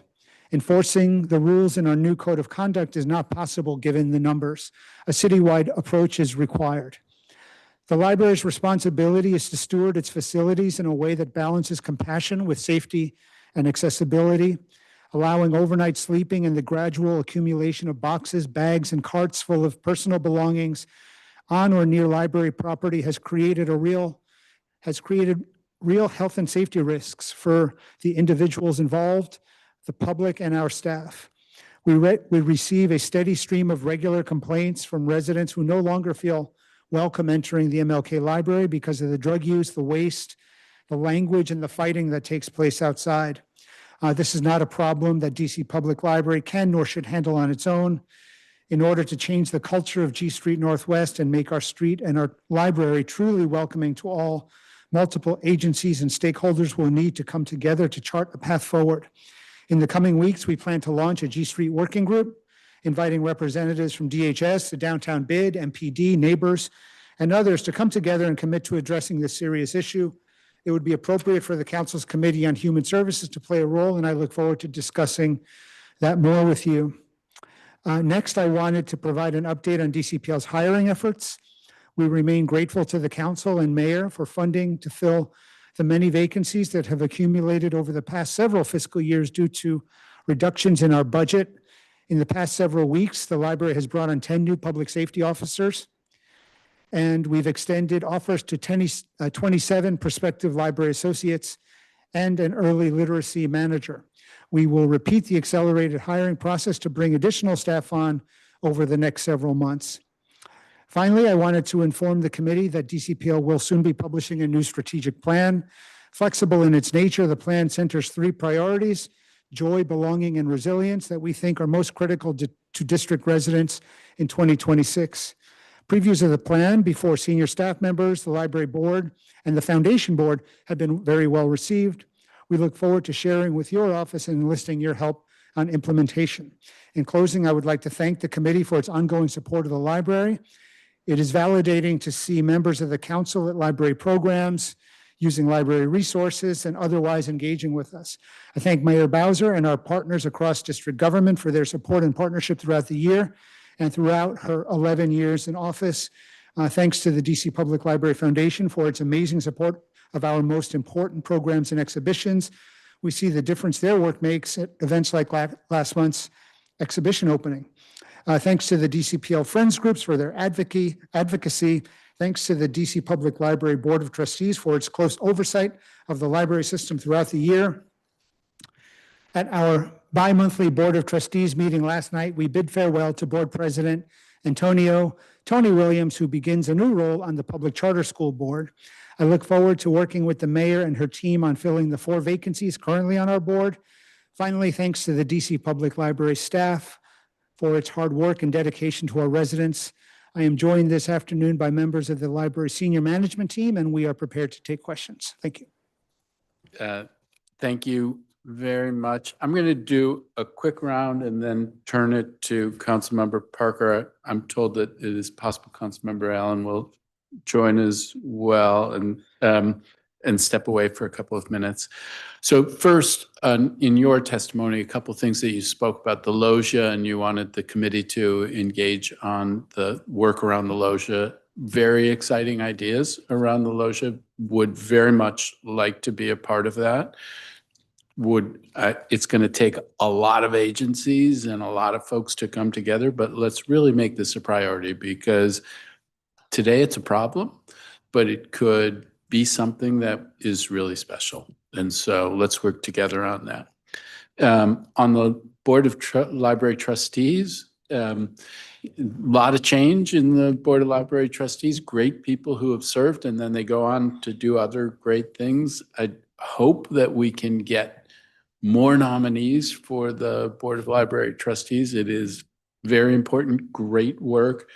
I will reach out. I hope we don't want to see you shorthanded in leadership in that way. And so really hope that we can get that moving and get folks in place. Yeah, we've submitted some names to MOTA, and I know that they've got hundreds and hundreds of commissions and boards, but we have submitted some names for possible approval. And while we only have 5 board members now, 2 just left this month, Tony Williams and Brian Williams from Step Africa. Yeah, and I mean, 2 extraordinary people, but I hear you, and they have hundreds. I don't. I have a couple. Some of them are very, very important, and so I'm trying to put my shoulder down to try to make this happen. What I'm going to use this time for is just to touch on some of the things that came up in the public testimony, and then I have a long list of other questions. Brightwood Park, and there was the reference to the Georgia Avenue sites. Can you speak to those, whether they're in play, and where we are on this project? Because, I mean, Councilmember Parker spoke to it. There is, you don't want to be spread too thin. There is a strong demand for this. There has been money in the budget for different things. Can you speak to that briefly? Sure. We actually just found out about this series of parcels on Georgia Avenue. So, we're happy to explore. The library is still supportive of a plan for a community commons, something that we developed a year or 2 ago that we thought could be sort of a happy medium between a full-size library and some of what we heard the community wanted the most, like spaces in which they could meet, meeting rooms, study rooms, spaces to pick up holds and the like. So we're always excited about it. To speak to this, apparent, hand sitting on Brightwood Park, I'll say, one of the things that the library board committed to many years ago, they would not embark on a project without full funding, without dedicated funding for a project. We have never received full funding for a project on Brightwood Park. You know, whether it was 5 million that was taken away and then a million, which is what we currently have. You know, I don't know whether that would even support full acquisition costs for a space. And I would be loath to go ahead and charge DEMPED, who, and the library, to be clear, does not have the authority to buy space. But I would be loath until there is wide agreement among the council and the executive that this is something that we want to pursue. And so it's not that we are against it by any stretch of the imagination, but I do feel that we need clarity around support and funding in order to move forward comfortably. Okay. Helpful. And part of this goes to some of the testimony where you need clarity of support from the council and the executive. And so wherever that support may be lacking, it isn't clear and it's not clearly expressed through a fully funded budget at this point. Yeah. And to be clear, to echo Council Member Parker, I and my colleagues on the board have been concerned for years about expansion, and that is absolutely true. The Herculean efforts that this committee made and the council made to work with the mayor on securing additional staff, that was by no means guaranteed. You know, we've been operating under the threats of reduced hours, and to consider expansion is something that is, you know, it's not something that my board has been in favor of until and unless there was a clear understanding of what the library's operating budget would look like in the years ahead. So that is absolutely part of it. Okay. One of the things that came up, the community commons idea, one of the things was meeting rooms and places for the community to gather. You heard the testimony about the frustration around the West End Library, and I hope you heard, like, I understand a reticence to have people staying late when they're already stretched thin. What did you think about the idea of a fund that could be available that could allow for those kinds of meetings that would happen late without being a burden on your budget? Yeah, we'd love to talk about that. Okay. All right. Also, the idea of a Ward 4 library open on federal holidays. Can you speak to that? Yeah, that was my mistake. So it's, you know, it's pretty simple. It doesn't happen often, but the Petworth Library is closed for a few months during its renovation. You know, speaking to the team, they clarified for me that our guidance has been, our policy has been that just opening another library on one day or 2 days is not super helpful. Our residents do benefit from, you know, a clear and predictable pattern of library openings, and just opening one on, you know, President's Day and then never opening it again because the Petworth Library is opening.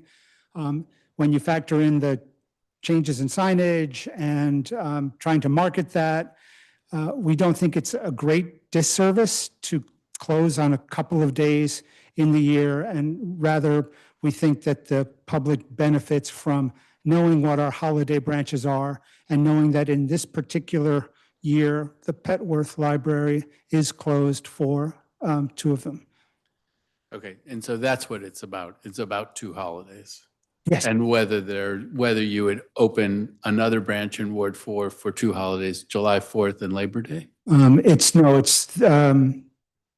It's President's Day and I guess the King holiday that just passed. Is that right? Yeah. Okay. Okay, and then there was also a comment about the potential value of recruiting more volunteers outside of MLK. I wonder what your reaction on that was. You know, we let Mr. Patterson know we do have a volunteer program. It is pretty robust. Clearly, MLK is where most of them are because we need docents, we need all sorts of people that can help the 2,000 some odd visitors every day navigate that building. We're always happy to consider adults in our branches, understanding that you can't associate, well, we've got problems opening buildings, we should think about volunteers. There's clearly things that volunteers can't do, and volunteers cannot help us keep buildings open. So there are limitations based on the program that we offer in our branch libraries for volunteers, but we're always happy to have them. And I should say some of our most important volunteers are our friends.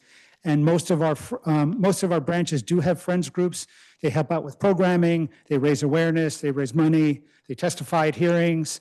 So I'm always, if anybody comes to me and they say, hey, I want to volunteer at my local library, so look at the Friends, because it's a wonderful organization that does a lot of good work for us.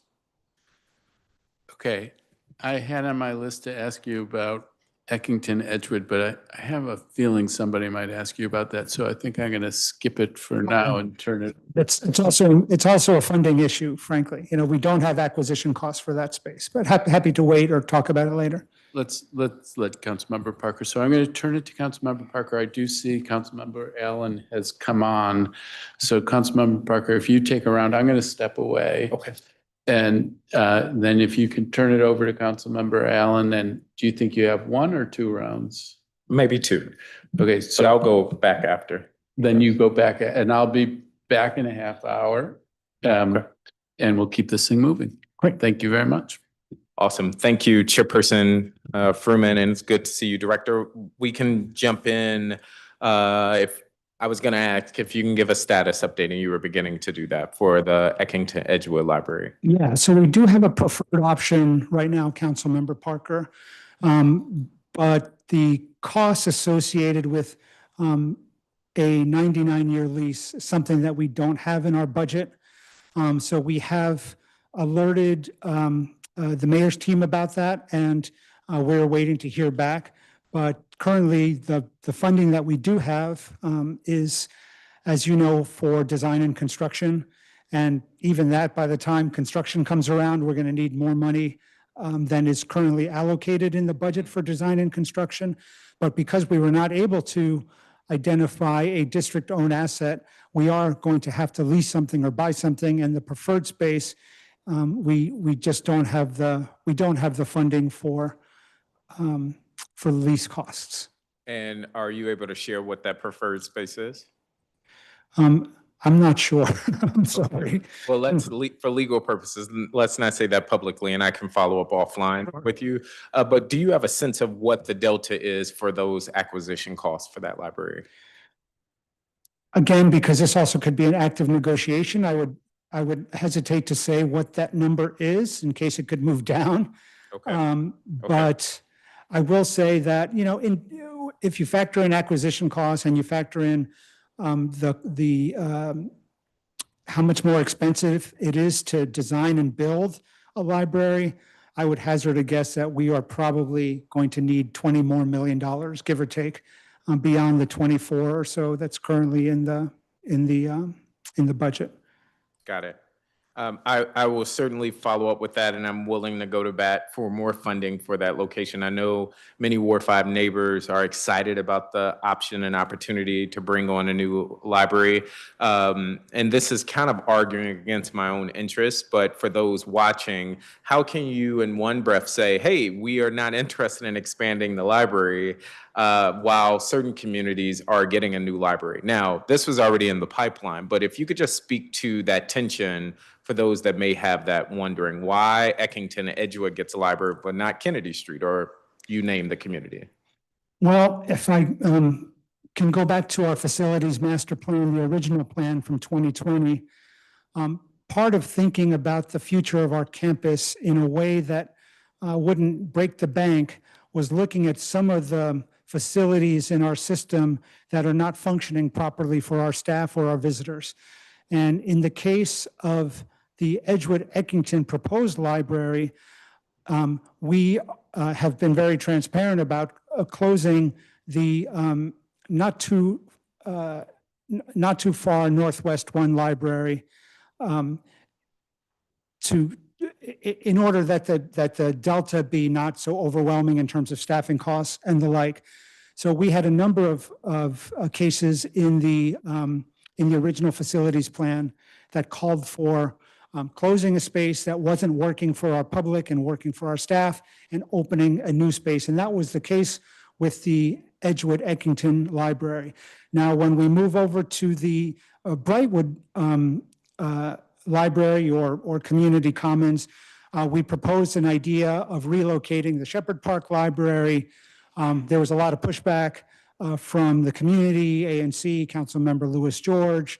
So then this became a sort of a wish list for a new facility. Our original facilities master plan was sort of was neutral in terms of additional facilities. I see. Brightwood Park would be an additional facility for us. And again, I love that every other neighborhood that's not within, half a mile of a DC Public Library wants one. We hear about it all the time at DuPont Circle or Ivy City. I've heard about it even in like Columbia Heights, all sorts of places that are not super close. Means people like what we're doing. That's very, that's great to hear. But that is the difference. And it's not about pitting Edgewood against Brightwood Park. It was really about how we manage our existing assets, improve them while keeping the physical campus in some manageable shape. I got it. So that master plan is driving your growth strategy. And as much as it's a new library being planned for Eckington Edgewood, you've offset capacity in other places so that things are neutral, is what I'm hearing you say. Fairness, it's not fully neutral because the library that we would be closing when Edgewood Eckington opens is only like a 5,000 square foot space. So it's only got maybe 7 or 8 full-time staff associated with it, whereas the new Edgewood Eckington Library would have probably about 13 or 14 staff associated with it, depending on the layout of the building and some other factors. So regardless, we're going to need some additional bodies, but we're not going to need a whole complement of new bodies like we would in ground up in a new facility that is not replacing something currently. Okay, that is helpful. I want to zoom out to some system or agency-wide questions. You noted that MLK had exceeded 800,000 visitors for the first time. That is exciting. Nearly 1 million visitors. I have a feeling this year you all are going to hit that big benchmark. How is the library system managing growth of our library system so it's not concentrated just in the flagships, but it's kind of spread throughout our branches? Yeah, that's a great question. And this was one of the challenges posed to us by the library board. A couple of years ago, they wanted us to think about how we could sort of share the wealth a little bit. And I think our exhibition program is probably the best example of where we have been very intentional about, okay, if we've got the space at the MLK Library Great Hall for a major exhibition, I alluded to the Green Book exhibition from the fall of 24 and early winter of 25. We had satellite exhibitions in some of our neighborhood libraries, which we heard a lot of great things about from staff and the public. And it's basically that sort of thing that I think is really what will drive people in greater numbers to our neighborhood libraries. It's been slow, but we've been partnering with the National Building Museum on an exhibition that they rolled out last year called Building Stories, about the influence of literature on the built environment. We have helped fund these sort of satellite exhibitions in some of our neighborhood libraries. They are coming soon, but they're not there yet. So you should see more of these types of new experiences in some of our neighborhood libraries. And the other thing that is going to drive more traffic to our neighborhood libraries is the additional staffing that we are bringing on. Now, I like to say that the MLK Library creates sort of destination programming, like exhibitions and major author talks, but our neighborhood libraries provide consistent programming, day-to-day stuff, story time, after-school stuff. And our neighborhood libraries have been challenged doing that because of our lack of staffing, our lack of children's staffing. And we are working very hard now to refill some of those positions that we've lost over the last few years. And that will help, better activate some of the branches as well. Okay. And we would love to see more of that activation in Ward 5. On the same vein, and this might be my last question for this round before we jump to Councilmember Allen. With those increased visits, how is the library system measuring outcomes, if that makes sense, so that it's more than just a visit, but are these visits translating into literacy or workforce development or digital preparation or what have you? Are there benchmarks that you're tracking internally that says 800,000 visits to MLK produce blank? Well, at that scale, council member, we're free and open to everyone. We protect people's privacy. So much like a museum, a lot of our success is kind of looking at numbers. Like, people make decisions to go to libraries. They're not doing it they're doing it voluntarily. So that is a success for me, is just raw numbers. We do have, of course, smaller programs that are easier to measure. From our adult literacy program, for example, we can tell you like how many people are taking GED tests, those sorts of things. We have measured patron satisfaction. I know we did for the Green Book exhibition, we did major survey work after that was done to get a sense of how our residents reacted to that exhibition. So, some of the data that we capture is softer, but no less important. One of our public witnesses testified very eloquently earlier about things like joy and belonging and how critical they are to the district. And the library is providing that, whether it's through exhibitions, whether it's the swaps that I alluded to in my testimony.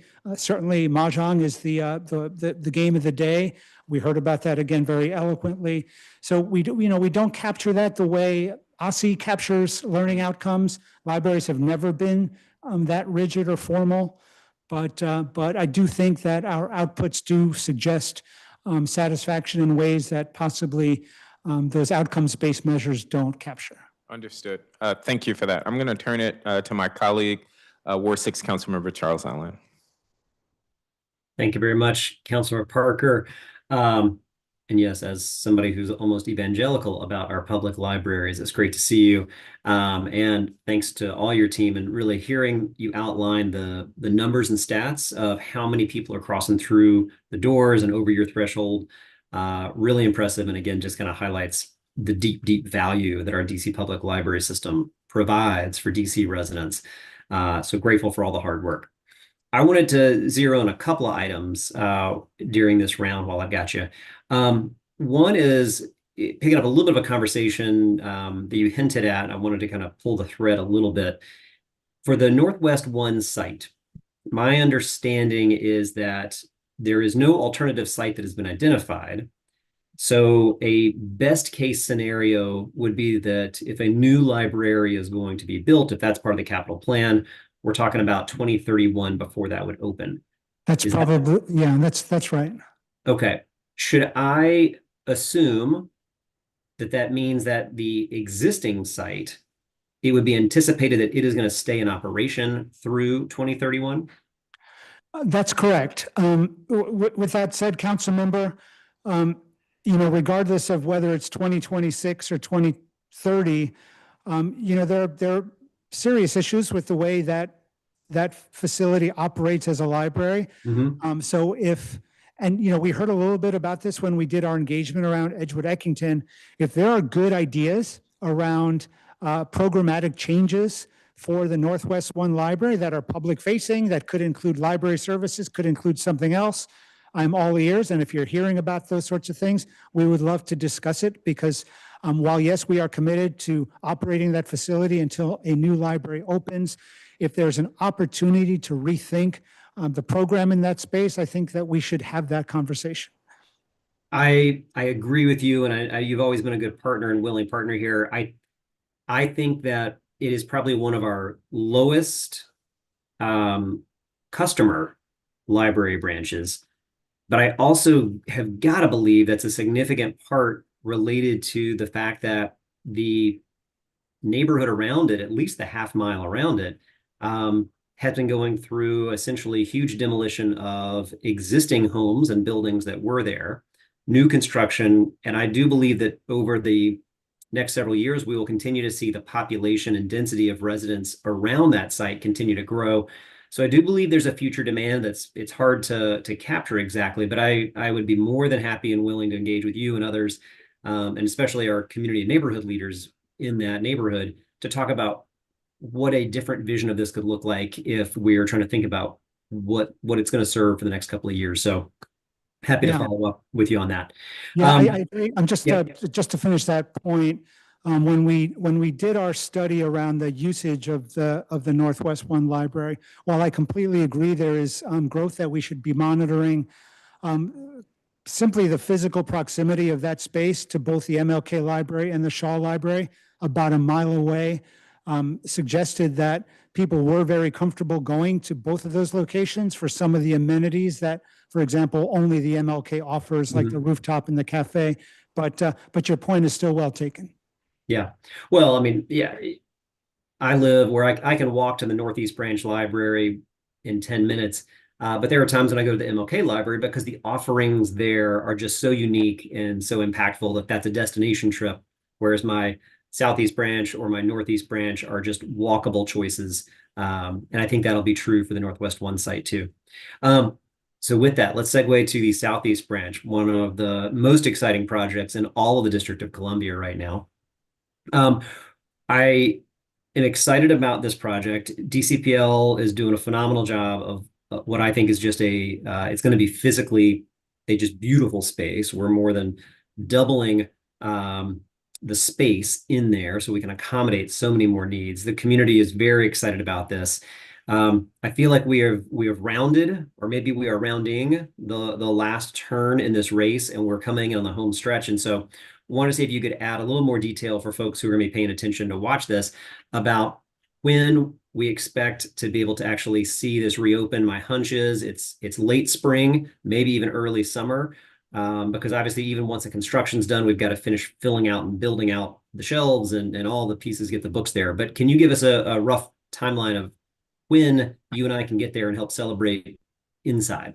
I mean, we can celebrate tomorrow there if you want. That's right now what I've been told, council member, is probably summer. You know that we had the back and forth delay because of the mysterious gas pipe that was discovered due to inaccurate drawings, and that took some time from the project. So right now, the best I can tell you is summer. If I can give you something a little bit better than that, I'm sure we will do that for you as soon as I can. Okay. In fact, if I can give you anything better, I'm sure somebody near me will text me. I would say I'm sure your staff is furiously working to text you this. I believe summer. I mean, I was hoping for spring. I do think summer because of and just to put a little more meat on the bones there for people that are watching. There was a Washington Gas pipe that was not accurately reflected in Washington Gas documents. And so it created a delay, a cost to have to navigate around. And that has absolutely impacted the overall project and the delivery of it. If I can help make a push for this, summer, we can define summer over multiple months. I want to really try to define this as no later than July 4th. I think it would be wonderful for our neighborhood and community July 4th celebration when we're all coming up Barracks Row and celebrating the 4th of July. To be able to have the library open by that time would be just a really great way that it fits seamlessly, because the parade route ends basically at the front steps of the library. So I know you can't make a commitment to that right now, but I hope you and your team can see what we can do to deliver by then, because I think that'll be just an exciting way to end the parade and have folks come spilling out right up into the library. Sound good? Understood, and we'll get back to you and let you know, if that's feasible. All right, I'll help move books if we need to. I'm ready to go. The whole team can help out here. So the other piece that I talked with Barrick Show Main Street about this just the other day, we'd love to also make sure we're strengthening the partnerships as the library comes back online into how this opens up into the community in the neighborhood. So for example, being able to take advantage of the new park and plaza that's outside, being able to have outdoor story times, being able to really use that public space and have it just flow back and forth between the library. Barrick Show Main Street would like to be a good partner in that. You can always count on me and my team to help with that. But this is just such a, it's going to be a remarkable building, but it's also going to be so much more than just the four corners. It is a true hub for our entire community. We're very excited about this coming online. Yeah, and we've got a great staff at Southeast, so they're going to be excited to get back out in the community. You know, they do a lot of outreach anyway, and they've been doing it throughout the closure. So yeah, the plaza is just a ripe opportunity for doing a lot of outdoor stuff, and so at the appropriate time, that will all be reestablished if those bonds have even been Yep. severed. Absolutely. Sounds good. Last thing I wanted to touch on with my remaining time, we are coming up on a really great milestone of 10 years of Books from Birth. For folks that may not remember or know, and I know whenever I talk to a school group that comes into the Wilson building, I always ask now, do you remember getting these books when you were kids? And now they do. So for 10 years now, DC has partnered with Dolly Parton and the Imagination Library, and every kid in DC, every single kid, can get one book per month mailed to them from the time they're born through age 5. We are closing in, I believe, on 4 million books that have been delivered in that time frame, which is phenomenal. Can you talk a little bit about the planning process to help mark this milestone and any elements that you want to talk about of what comes next as well to continue the growth? Sure. We're super excited to celebrate the 10th birthday of Books from Birth. It's amazing. And clearly you, Councilmember Allen, as the sort of the guiding force around the implementation of this program, will be front and center.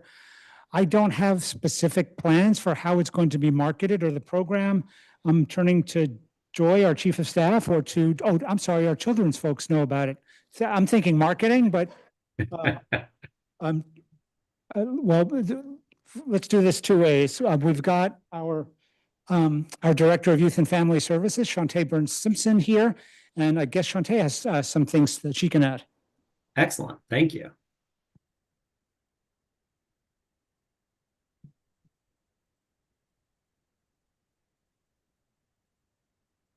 Sure.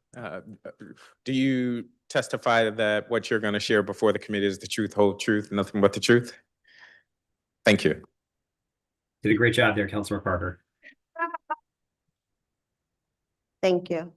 So yes, we're turning 10 and we're going to be celebrating the official anniversary on February 4th.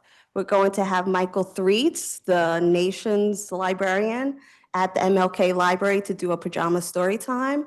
I really want to give kudos to our Books from Birth committee that's being led by Tora Burns, so shout out to her.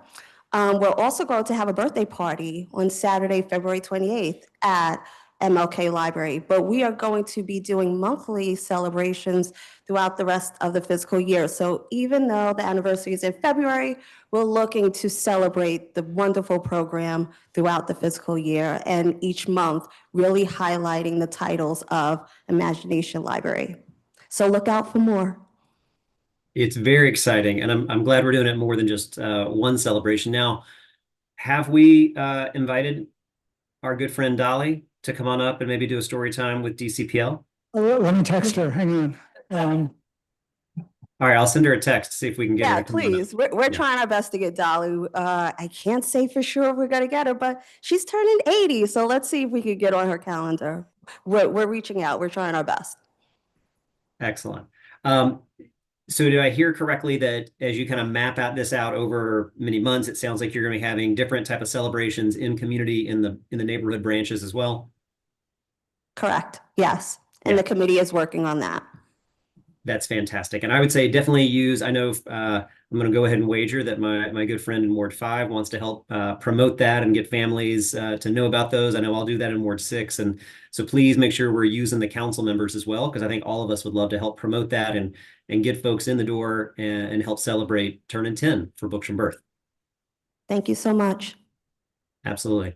Well, I know my time is up, so I appreciate it. As always, please let me know what we can do to help be supportive and to help. And I'm just incredibly proud of the team over there at DC Public Libraries and the great work that you guys are doing day in and day out. So thank you all very much, and I'll turn it back to Councilor Parker. Thank you, Councilmember Allen, and perfect timing as Chairperson Fruman is coming back. Okay, I'm gonna take my round, and I want to say kudos to you, Councilmember Allen, for your leadership in establishing that program. It is one of the bright spots for our public library system for sure. Director, I wanted to, we heard testimony earlier related to the career ladder being restructured to support a clear path for career growth within the agency, especially for those without certain educational credentials. Can you speak more to DCPL's willingness to make these changes so more staff can have upward mobility within the agency?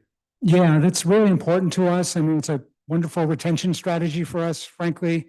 Council member, I'm proud of the work that our senior team is doing. I'm going to ask our Director of Public Services, Tiffany Alston, to talk about her work and her team's work, working with labor as well as human resources on creating and implementing a career ladder.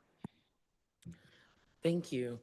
Yes, so the leadership of the Public Services Department, the three directors are working very closely with our 1808 union leadership to establish a career ladder where everyone doesn't require educational, right? It will be based on experience. So if there are a lot of we have a lot of longstanding employees at DC Public Library, and we're very proud of that.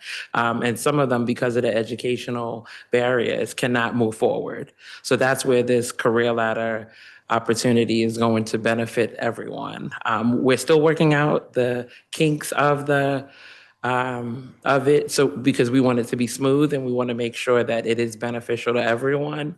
But I think that overall, with more funding, because we're going to need funding to support that, and an opportunity for people to grow, that we'll have just another layer of DCPL family that'll continue to grow, from our young SYEP to our technicians and our LAs who hit a barrier when they don't have the MLIS program, the degree to become a librarian. This is an opportunity for them to still move within the agency and stay at an agency that they love.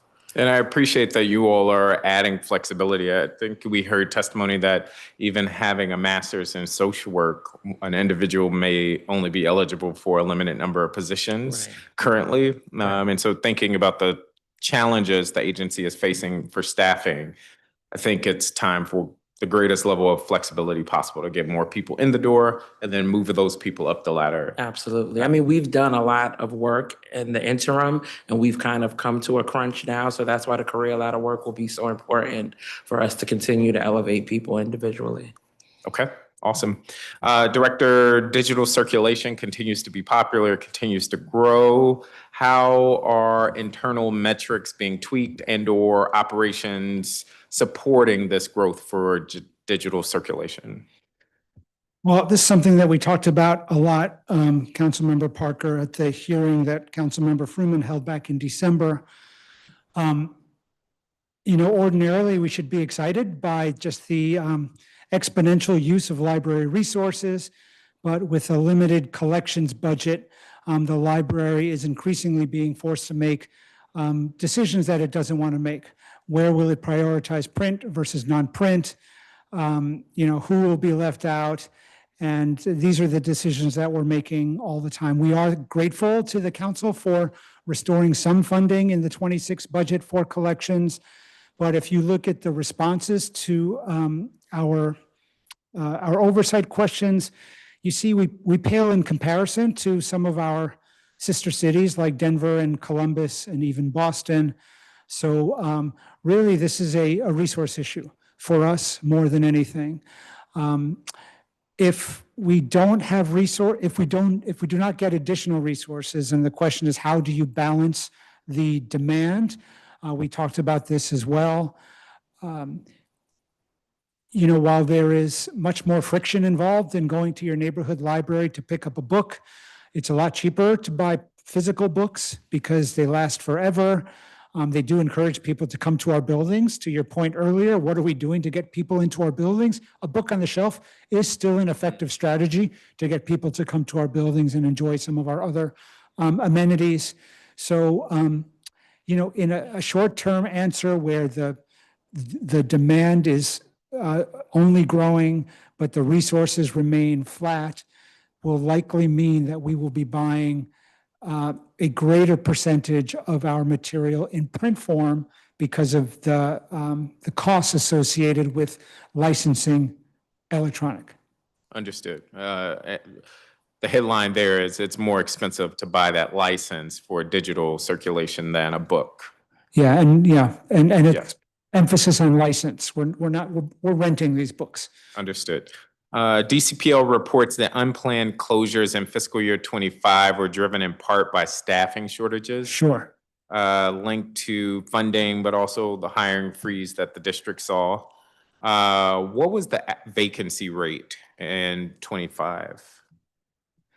The average vacancy rate in fiscal year 25? Let me see if we've got that number at the ready.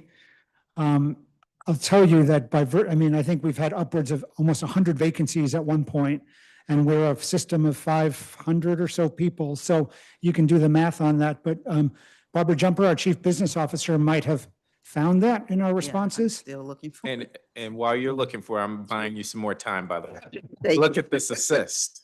What staffing levels does the agency consider the minimum required to operate a branch fully? And so those two things go hand in hand. Sure. I'm sorry, did we get the number? No, we don't. Okay. I'm looking. I'll say it was probably upwards of about 15% or so at some point during the fiscal year last year. So up 20% is what I have. Okay. At one point in the year. Which tracks with what you said, 100, and you have 500, so Yeah. 20%. That's, we've hired a lot of people recently, so that's good. The number's tracking lower and we can hire, so that's all good.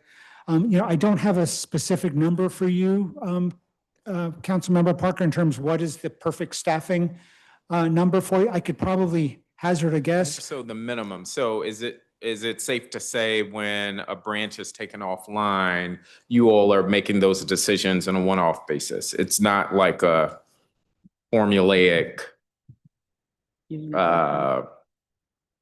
decision. When you say it's taken offline, meaning like it's or taken offline or closing early, or there's impacts because of staffing. It sounds like there is not a minimum threshold that you're making those in one-off. Well, we do require staff to be in a building for us to open. So, I don't know what that number is exactly. Tiffany, do you know what it is? So yes, it varies depending on the size of the location. So of course, in smaller locations, the minimum is 2. That is a stretch. For safety, we want to have 2 to 3 people. People have to go out to lunch, and you want to ensure that for coverage, we have that. So we would say 2 to 3 is the minimum, but at like Mount Pleasant, it would be 3 or 4 because it's 3 or 4 3 floors that need to be maintained. So that does vary. You can say on average 3 as the minimum. So when we don't have that, that is when we fall below and we need to either delay the opening so that we can get more staff to come in. Or we close early if we can't get staff that can cover. Okay. I'm just jumping there, and I think it's an important point to make a distinction between how many staff it takes to open a building and how many staff it takes to operate it effectively and deliver the services and programming that our community needs and support the staff in a way that gives them the work-life balance that they need, so they're not working tons of nights at the same time and those sorts of things. So in my last minute, Yep. I just want to jump in here. Regarding your fiscal year 25 performance plan, it seems like there were many bright spots, library visits, Wi-Fi connections, digital circulation, database interactions, number of active library accounts, and the list goes on. Those are all things where you saw positive trends. Can you reiterate the areas where you dip below fiscal year 24, and what is the strategy to address that? The main dip for us was in circulation of print material, but I think that's probably a blip more than a trend for a couple of reasons that I highlighted in the in my oversight testimony. I would hazard a guess that we also dipped below quite a bit in branch children's programming because we've got such a dearth of youth serving staff at the moment. And I would also offer that that's probably the most popular program that we offer in our neighborhood library. Okay. And again, feel free, Tiffany, if you wanted to offer anything, or Joy, if you have anything to offer. I mean, there the too. headline I'm taking from you is our library system needs more resources. Always. That is the headline, that Yeah. going to this budget season, we need more resources for our library system. And to be clear, you all are doing an amazing job with one hand tied behind your back with the resources that you have. But if district residents want to see more employees in the library system, longer hours perhaps, more programming, it's going to come with more investment. Yeah. And, you know, and again, you know, our staff want more support. There are no staff members who are comfortable being in the library with just one other person or even with two other people. You know, there's safety in numbers. You know, we want to have a dedicated officer in every location. You know, we want more staff so that our staff can feel better at work and they can do more things at work. I mean, the programming is obviously connected to that too. Okay, I'm going to leave it there for the sake of time, but thank you all for your testimony. Thank you very much, Councilmember Parker. I'm going to stay on the staffing issue. In the pre-hearing responses, and it goes library by library and shows what the staff numbers look like. And for the neighborhood libraries total, there's 301.9 FTEs and 66 of them were vacant at the time that these were written. MLK 94 FTEs, 14 of them vacant, and the grand total 395.9 with 80 vacant. So it's right at 20%, which it's a challenge, and we'll get to it. But in an institution where the people feel stretched thin, it's not surprising when there's 20% vacancies. We had funded, and everybody who came, like in some sense, your hearing's a love fest. Like almost everybody who comes talks about how great you are. And but the challenge is staffing. And so we had funded 81 slots. You're trying, but can you speak to me about where are we on that? My impression is like 39 of them have been filled. So, but correct me if I'm wrong. What's the plan to get those filled? Where do we stand? Sure. I'll let Barbara just say a few words. I will say that we just onboarded 10 new public safety officers and offers for 27. and 27 library associates, which is our most popular public service position. 27 offers were extended last week, weeks ago. Last week. Yeah.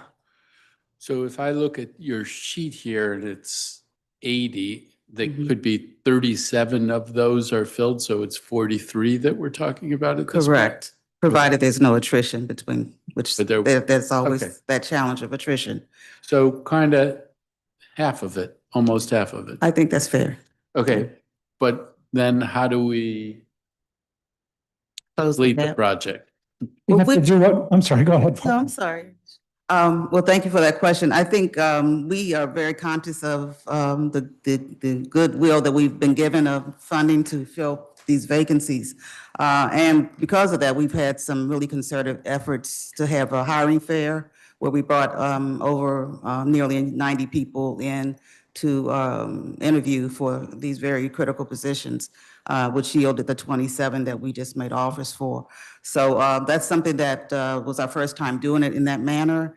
I think it was largely successful, working out a few kinks, but by and large, we think that's the most effective way to fill a host of positions of similar description at the same time. It seems like that process will work faster for us and we can bring more quality candidates on sooner. So that's what we plan to do again in another round to try to increase the numbers that we can offer, similar to what we just did. And when is it you're hoping to do? You plan to do another hiring fair? Well, yes, my HR director doesn't know that, but yes, that's something. I'm sure he's watching. But because it was so effective, and because it's such a need to bring staff on, and because we clearly see that there are a lot of people who are seeking jobs. So I don't think it's a shortage of interest. We just really need to accelerate and hopefully have no more stops and starts, which we had somewhat last year that kind of prevented us from moving forward quickly with hiring. I think we can accommodate that this year. And, I will say, since you invoke our Human Resources Department, we're a pretty thin agency at the administrative ranks. How many recruiters do we have, Barbara? Really, technically one. We have one recruiter. Yeah. For the Who system. does a So nice we're not, one part-time person that we're trying to. we typically don't have the infrastructure for these mass hiring challenges. And so they're doing a great job, I will say. Yes. Working with the hiring managers and also just making sure we're not hiring anybody who applies for a position. So despite the hurdles, I think we're doing pretty well. I would agree. Okay, so another hiring fair coming. All the jobs are posted on DC Careers? Yes. And then are there any that you're prioritizing, any of the positions that you prioritize in order to make sure that we can keep the branches open, or are? You want to speak to those? The children's, yeah. Yes, our youth librarian position, we need that position filled. There's so many gaps. We talked about the gaps in services and programs. There are a lot of hindrances in that small but mighty group that Shantae runs. It's only 4 of them currently, so we just need to boost that whole arena up because the librarians are currently stretched. The people who are doing the program, the people who are staying open, they're committed, but they're stretched. And it's a lot of our library associates who are stepping up to help with the children's librarian. I mean, at other times I've raised the idea, is there a way to use DCPS or charter school librarians on the weekends, take pressure off? We don't need to go deep into that now, but the public testimony and all of our life experience, like kids engage with the library and it's important for them then, and then they become lifelong library patrons. So you don't want to miss a generation by not serving them as thoroughly as you can. Okay, so we're gonna be back, and we'll get in the spring. What do you think? What's the prospect if there's 43 slots and there's gonna be some attrition? What's your ambition between now and the spring to fill those slots?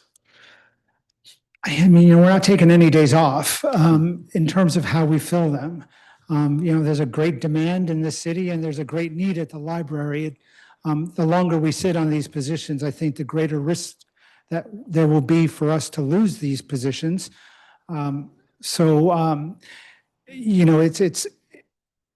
not a secondary or tertiary priority for us, council member. This is number one. Top of mind for our HR department, our hiring directors mostly. And again, these are the vast majority are public service positions. So we're going as fast as we can with the limitations that are real.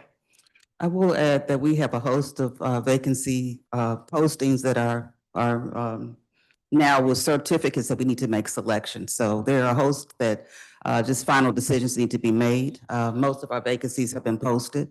So we're certainly mindful of your concern. We have the same concern, but we do think we have a path forward that makes sense and we can make this number go up pretty rapidly. All right. Well, I want to be hopeful on that. I mean, I do think you've had all different kinds of headwinds, between hiring freezes and different things. So I get it, Yeah. but we want to seize the moment. Understood. How's it going to work?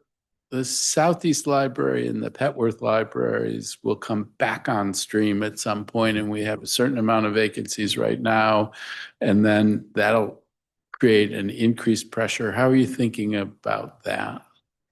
I mean, this is a strategy we've been employing for years at the library.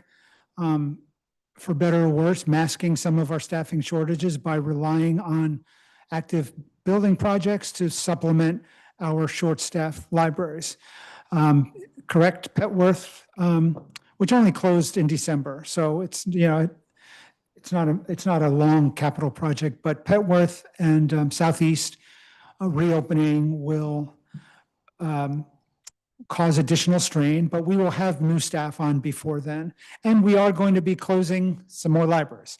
The Shaw Library will be closing for a lengthy renovation, not a gut renovation, but that will be a lengthy. And am I missing? And a few others. Yeah, we've got a few, Woodridge, Bellevue, Northeast, that will have just some small cap projects that are going to require short-term redistribution of staff. So in a certain sense, you can buy time by other closures, but we do got to get ahead of it. And are you worried about a crunch come this summer? Not if we can hire at the pace that we're hiring, and I'm not. Right.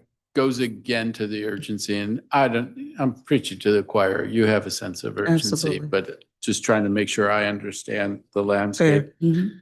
There's 7 positions funded by federal grants, according to the Schedule A provided. Are those grants continuing into FY27? Anything federal is a source of concern. Our goal is to keep those positions, but funded in local dollars if we lose the federal money. Obviously there's no guarantees, but I've been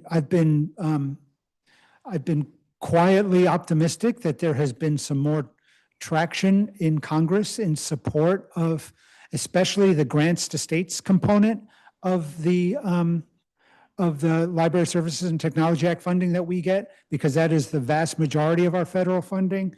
So while there have been some proposed cuts to other parts of IMLS, the grants to states funding, I'm feeling more confident about than certainly I was a year ago. But even if that were to disappear, we would put those positions into the queue for our local needs. But just then we would need, if what we did last year was give you the budget to sustain operations, once you could fill all of those vacancies, we would in this budget need to increase the FTEs by 7 to replace the federal dollars should those federal dollars go away. Potentially, we were not bothering anybody about that this year, though. Okay. I hear you, and nobody knows what's going to happen, but it's not as bleak as it felt a year ago. You think that's my personal assessment around federal funding for libraries. Okay. And what are the positions, maybe you spoke to this about the children's librarians, but what are the positions that you guys deem hard to fill? It changes over time. There was a time where our public safety officers were very hard to fill. That's not the case, I think, at the moment. Our children's librarians were very hard to fill, and we're going to see if they still are very shortly. Beyond that, the hard to fill positions are positions that require a specific level of expertise that may not be general in the library community, or maybe positions that we can benchmark against private sector similarities. And those occur mostly in barbershop. So there are a number of either specific positions or categories of positions. Children's librarians is a scary one because children's librarians should not be hard to fill for a public library. But because of the ongoing issues we've had in DC, especially prior to this year, I would say around, safety and short-staffed, being short-staffed and having DC Public Schools offer better pay and more consistent hours. That's a competition that we have to deal with. But again, this is I would hazard a buyer's market at the moment. And so we're going to see, how easy it will be to bring on youth serving staff. And for that, you say we'll see soon because you're going to have a targeted recruitment for children's librarians. Yes. You'll see how it goes. The positions were posted on January 17th, I want to say. And I do believe we want, They're closed. I'm sorry, closed. So now we're in the process of making selections. Yeah. Oh, is that right? Reviewing the applicants and making selections. Yeah.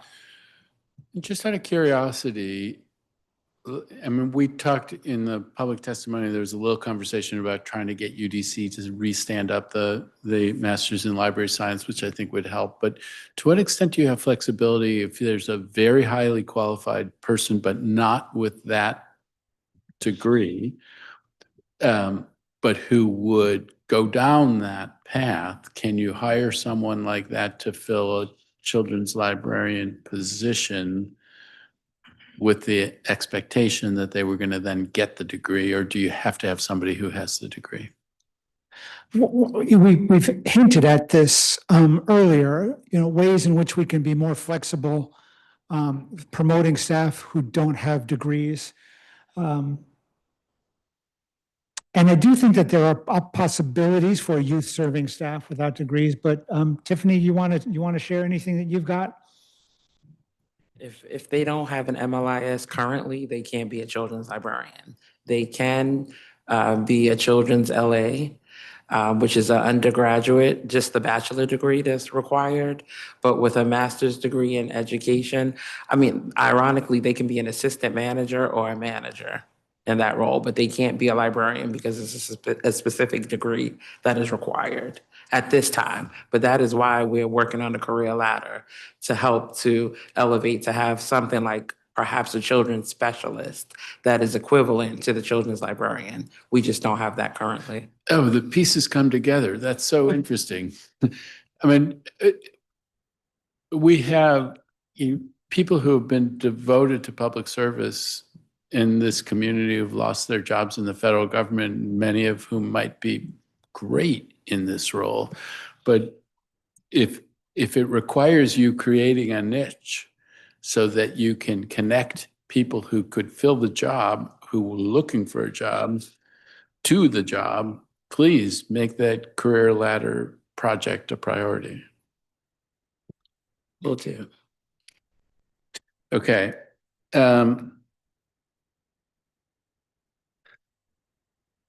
There's some of the positions like teen aides and library associates and program coordinators that are categorized in your response to question 2 as work as earned employees. What does that mean? Why do they have that classification? And are they included on the Schedule A? They're not included in the Schedule A. The WAE, which sometimes we call wages as earned or while actually employed, is what I think the federal government correct. calls it. Yeah. Those are positions that can be, it's not, they're not positions that work a typical 9 to 5 in a specific location. So our teen council members are WAE employees. Our floaters, those are staff that we call in when we need them. Those are WAE employees. And do we have any others? Well, we listed them in the responses to our book, but that's who we would call a WAE. people who are needed for certain times, but not always. And what range of positions can they fill? Like in the, could you have a wages as earned position that, or that functionally was a children's librarian and piece things together if you couldn't have if you couldn't find enough children's librarians? The short answer is yes, we could. The question is how we staff them. I think that particular position requires someone who's typically a full-time, but we can be very creative in thinking and see how we could use a WAE, since we are having some challenges in that category. Okay, well, I mean, the whole thing is, let's be creative and flexible to get the people in the seats so that we can fully serve the public.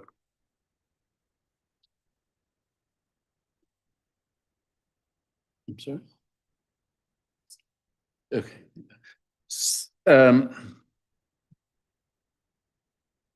Are all the libraries teen aid positions the teen council members? I mean, I see the teen council grew from 8 to 11 members, and we heard the young man today who was on the teen council who was so impressive, and you can just imagine he changes the lives of the kids he's touching, and his life has been changed by this experience.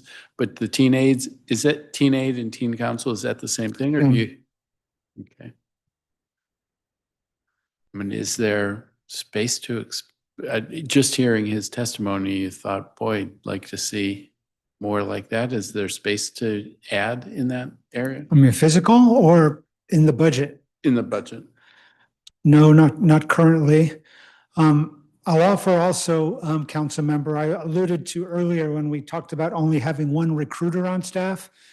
We're very thin in terms of oversight of these types of programs. So we currently have one staff member who works under the direction of Shantae, who spoke a few minutes ago, who oversees all of our system-wide teen initiatives, including the Summer Youth Employment Program, the Power Up program that we launched with funding from the foundation, and would be also responsible for onboarding the teen council before farming them out to neighborhood libraries.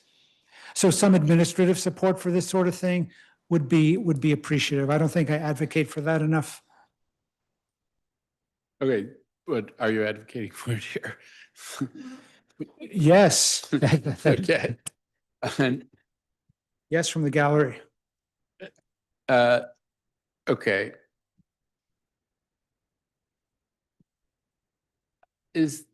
Is there a connection, any connection between that program and the Summer Youth Employment Program, or are those just different baskets? They're different things? If I'm not mistaken, sometimes we recruit teen council members from the Summer Youth Program. Okay.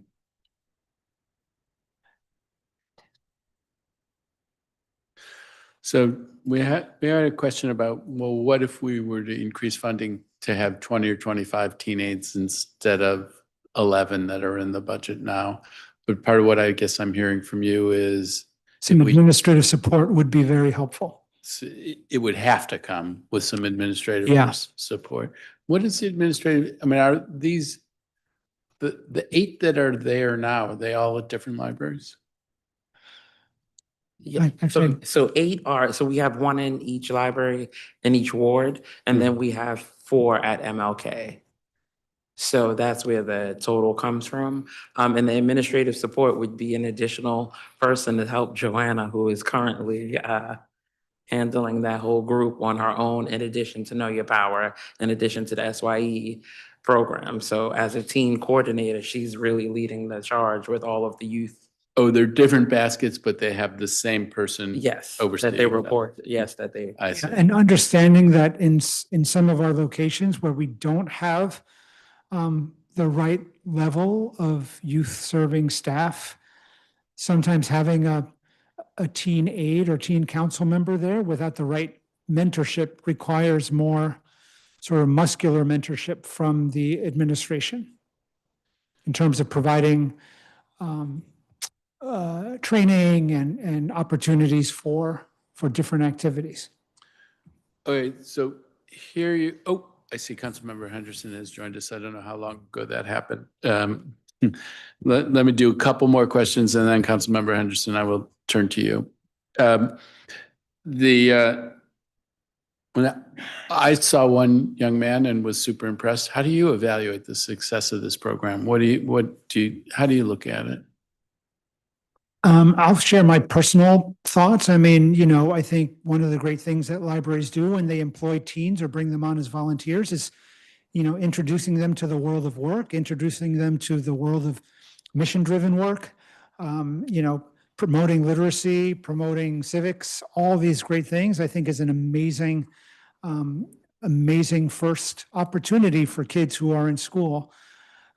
So that's always been my sort of plea, why it's so great to have young kids seeking employment or volunteering in libraries. Tiffany, as a former teen librarian, I don't know what your backstory is, or if there's anything that you'd like to share, but please feel free.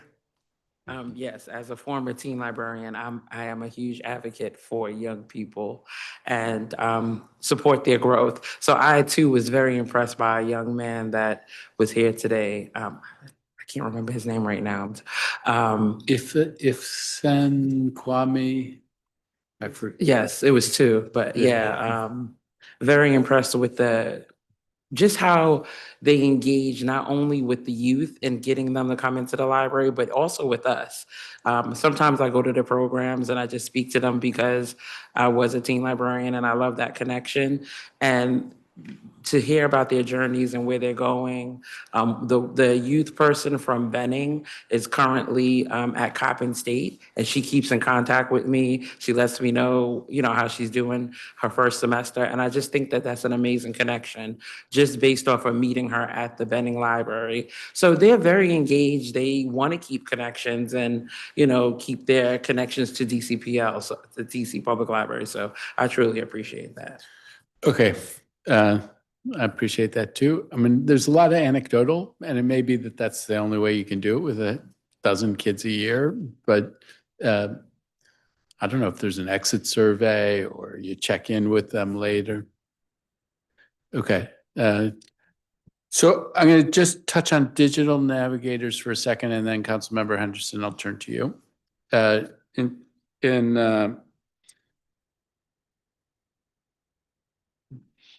If in FY25, if I get it right, there were 7 digital navigators who had 4,304 customer engagements. And I see in your responses that you feel like there's an even greater demand out there. So I'm curious how we should be thinking about this. When you look at it, how many additional digital navigators do you think it could make sense to have? I would tell you as backdrop, my wife used to run around town DC and was running it during COVID and pivoted to using Zoom. And I thought at the time, like, what are you doing? This will be over in a month. But she was, and the biggest thing, and actually B, who is now at the Library of Congress and used to, had been at the Tenleytown Library, she taught hundreds of seniors how to use the technology. And so this role is super, super important. More of a digression, like, doubt I'd be here if it weren't for that. There are so many seniors in Ward 3 who said, your wife saved my life during COVID. But in any case, what do we need to do in this digital navigator space? I mean, if I were to say that we wanted one for every branch, it doesn't sound super scientific. But is it a program that we would like to scale, given the opportunity, of course? The 4 of us go visit a library location every single month where we talk to the frontline staff for about an hour and a half. And we've heard repeatedly how helpful the digital navigator program is, even for mundane tasks, not even like how to set up a Zoom, but helping somebody with, like I've been working now for 35 years. Like I still can't use a copier very well. And so these sorts of things, it takes a lot of the pressure off staff who are trying to do programming and trying to help customers with maybe more intensive needs. The digital navigator does a lot of great work with that. So again, if it's like when you ask me like how much more do we want for our collections, it's scalable. You know, we want more as much as we can, but I hesitate to give you an exact number. Okay. With that, I will turn to Councilmember Henderson. Thank you, Councilmember Fruman, and good afternoon. Well, more like good evening. Joined by an intern. Hi. Can you say hi? Hi. Do you guys like the library? Yeah. You like the public library? Yeah. Yeah. It was so amazing.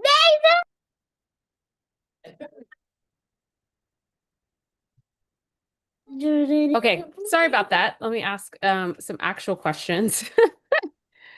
Okay, so I wanted to start with public safety if possible. DCPL indicated that there were 786 Category 3 and Category 4 incidents in FY24, and then 666 incidents in FY25 and 176 incidents in FY26 to date across the whole system. The agency also noted that you guys are using incident report database and that the library staff member most knowledgeable of the system is no longer with the agency.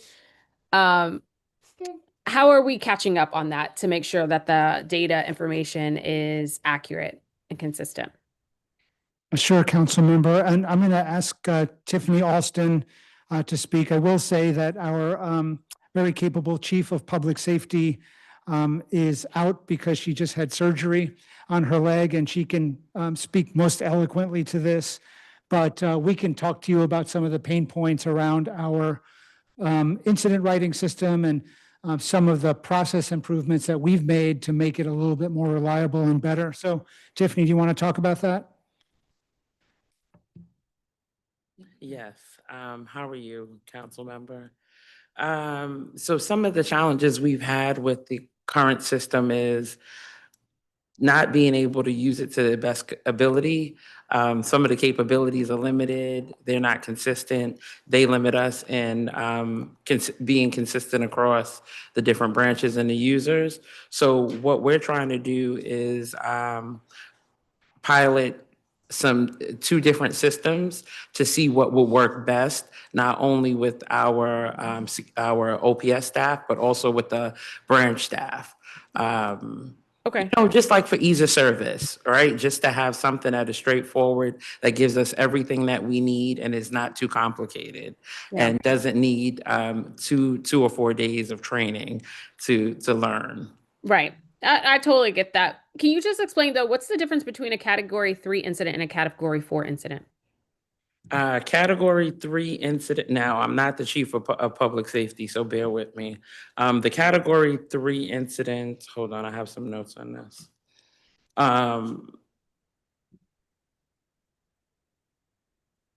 Category 3 are incidents that... I'm sorry, Councilmember. We might need to get back to you on those. Okay, have that's to get fine. because I want to make sure that it is accurate. But I know that there are misdemeanors and that and I don't know which ones are 3 or 4. They're generally misdemeanors and arrestable offenses that are Category 3 and 4. We don't generally get those. A lot of because they're youth that come into the library and they're just, it's a borrowable offense. So we'll get back to you with the details with those so that it is accurate. No problem. All right. Let me ask about circulation. Yes. So I know that understand the cost of ebooks and physical books have increased. But I'd like to understand how much of the circulation bottlenecks that are occurring are due to unreturned books and what mechanisms you all are utilizing to increase the return on ebooks and physical books. I know we don't want to do fines, but are there other mechanisms that can encourage patrons to return or release the property from their e-readers? Well, ebooks, clearly expire, so there's no, we don't lose ebooks. That's one of the benefits of having them, and people can't keep them beyond their allotted time. So is that what you're referring to, or ways in which we can maybe encourage people to return their books before they're due if they've finished them? Or, I mean, I think there's a difference, right? So for physical books, Yeah. has that been an issue this past fiscal year of people holding on to books, right? We don't have fines. So I'm trying to understand, are we doing, folks operating in goodwill and following the deadlines that are provided, or is this a problem? It's with or without fines, returning books is a goodwill system, and has been. Having been doing this for 30 years, I know that library systems have employed different mechanisms to try to encourage people to bring back their books. But I'll be perfectly honest, this is it's not a simple thing that you can just change people's behaviors. Yeah. Other than implementing fines, which we don't do, and a growing number of libraries have removed fines as a barrier. So if you don't have a fine, you often don't return your book on time. Can we do a better job of maybe encouraging people and letting them know that perhaps the straits that we're in terms of our collections budget? I think that's something that we could think about. But beyond fines, it's difficult to incentivize people to return their material other than goodwill. And I will say, council member, people who borrow books from libraries, I don't know, maybe I just like them more than I like other people, but there's, I think they understand this is a sharing economy, and most people are pretty good about it. I will say. I don't know if I've got specific numbers for you. Okay, Can that's get fair. those. By the way, we do have, if you want to go back momentarily, we do know the category 3 and 4 incident. Do you want to go back to that? Oh, yeah, if you just tell me what those are, that's fine. So category 3, level 3, a serious disruption and safety risk. Okay. And category 4, level 4, a severe threats and dangerous behavior. Okay. All right. All right. I want to ask about hiring. So there were 2 positions that were funded in fiscal year 25 with regard to mental health specialists. Yeah. I understand that due to hiring freezes, it limited the agency's ability to fill the position. One of them. One of them. What's the status on the second? The second one is working for us. She's Okay. great. She's had, and we submitted in our responses, the number of interactions that she has had. Okay. So no, we've been very happy with her, and we're in the middle of recruiting our second because we can now. Okay. What locations are they deployed to? We've got this also in our written responses. I'm going to ask, do you have it, Megan? Okay. Oh, well, I mean, I didn't know if there was like 1 or 2 assigned and like that person is consistently at that particular location. That's why I was asking. No, so we typically go to our high traffic locations, council. Okay. So MLK, Anacostia, Mount Pleasant, Petworth, Shaw, and West End. And no surprise, these are the libraries where we have probably more of our incidents and more people who are experiencing some kind of mental health issue. That's why we have them there. Okay. Really quickly in my last minute and 30 here. So like library, we love the books, but I think also people are really have loved the services that you also offer at the library, obviously passport services and some other things. You all launched a notary service pilot. Yes. Now I know it hasn't been that long, but is this something that you feel like we should continue with? Yeah, we launched it in December. I think we've had 27 or 28 people who've availed themselves of it. Yeah, I think we're going to continue it for the foreseeable future. When we think about the services that we offer in terms of like passport acceptance and I mean, it's just another addition to the suite of kind of civil services that we offer people. Yeah. So, I mean, it's great. I've not used it, but I mean, I need a notary once a year probably for something. And luckily, we've got a few staff members that do it for staff, but it's great that we've got now somebody that can do it for the public. How can we publicize this service more? We can do that. I just don't know how many people know that this is available to them. I mean, we just launched it. It will pick up steam. And I mean, if I recall, the passport service, which also took a little bit of time to pick up steam because these are not services that people typically expect in libraries. So I guarantee you those numbers will pick up and, we'll get there. We've got a great marketing team. Okay. I just, Councilmember Freeman, I know I'm over time. I just have one other question. No, finish what you need to do. Okay. And get back to your intern after that. Director, I wanted to ask about vacancies writ large and in terms of whether or not all of the positions that you guys have approved budget for, you are also approved to be able to hire for at this particular juncture. At this particular juncture, the answer is yes. And Okay. we are hiring as fast as we can. We're proud of the progress we've made thus far, and we've got plans to continue doing it as quickly as we can. Okay. All right. Thank you, Councilmember Freeman. I appreciate the time. All right, thank you, Councilmember Henderson. Staying in the security area, so I take it your office has 41 special police officers, but they're not at every library, do you think that we need to have a special police officer at every library, or do you think that there are more libraries that need special police officers? Well, understanding that one special police officer does not necessarily equate to full-time coverage in a library because we're open 60 some odd hours or however many. So, my opinion has changed on this over the years. If you would have asked me 10 years ago, I probably wouldn't have thought that we need as many officers as we do, but I do think that because we encounter as many dangerous issues as we do, that it is a good goal to have one officer in every location.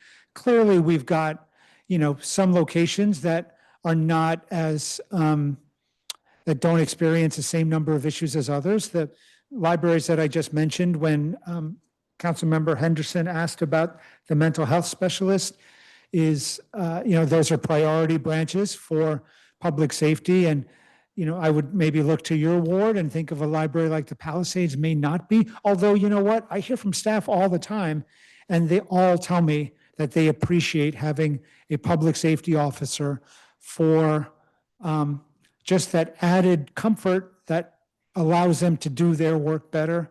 Our public safety officers are public service workers, so they're not just there to handle problems. They do serve as guides to the library. They are ambassadors for the library. We're proud of their work.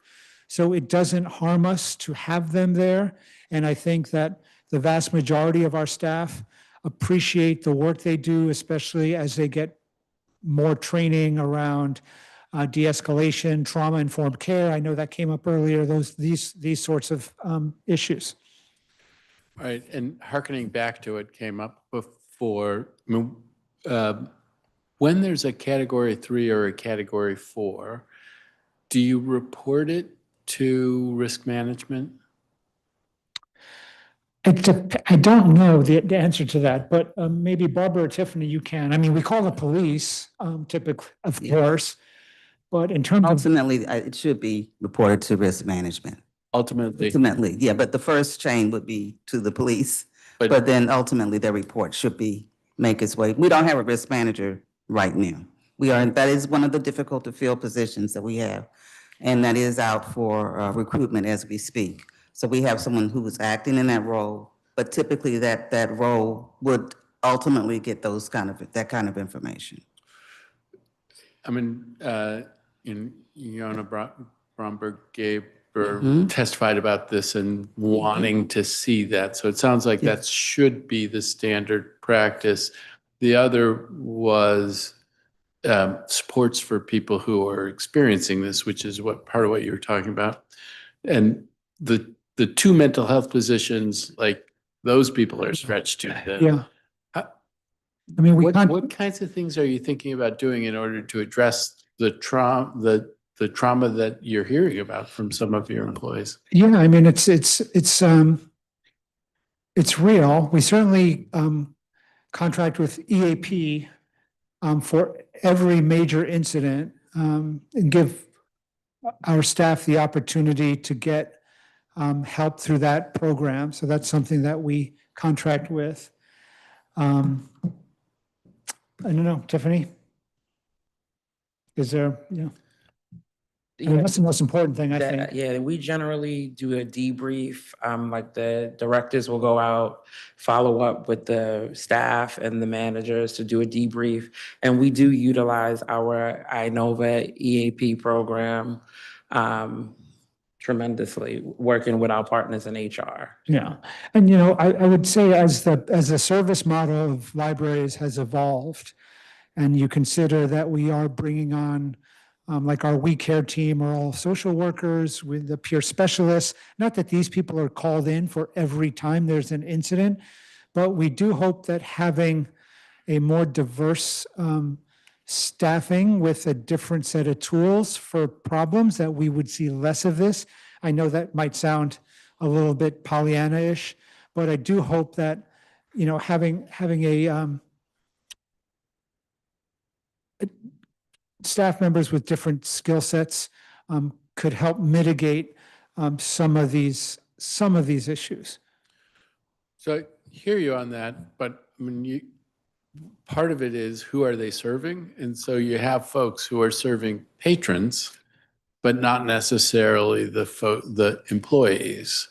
And I don't know whether you can be mixing those things. No, I would not. I mean, so right now, if there would be talk of, for example, doing away with our INOVA EAP program for in-house mental health specialists for staff, that's something that we could consider. We would have to, I think we would want to study it a little bit to know what the actual demand would be.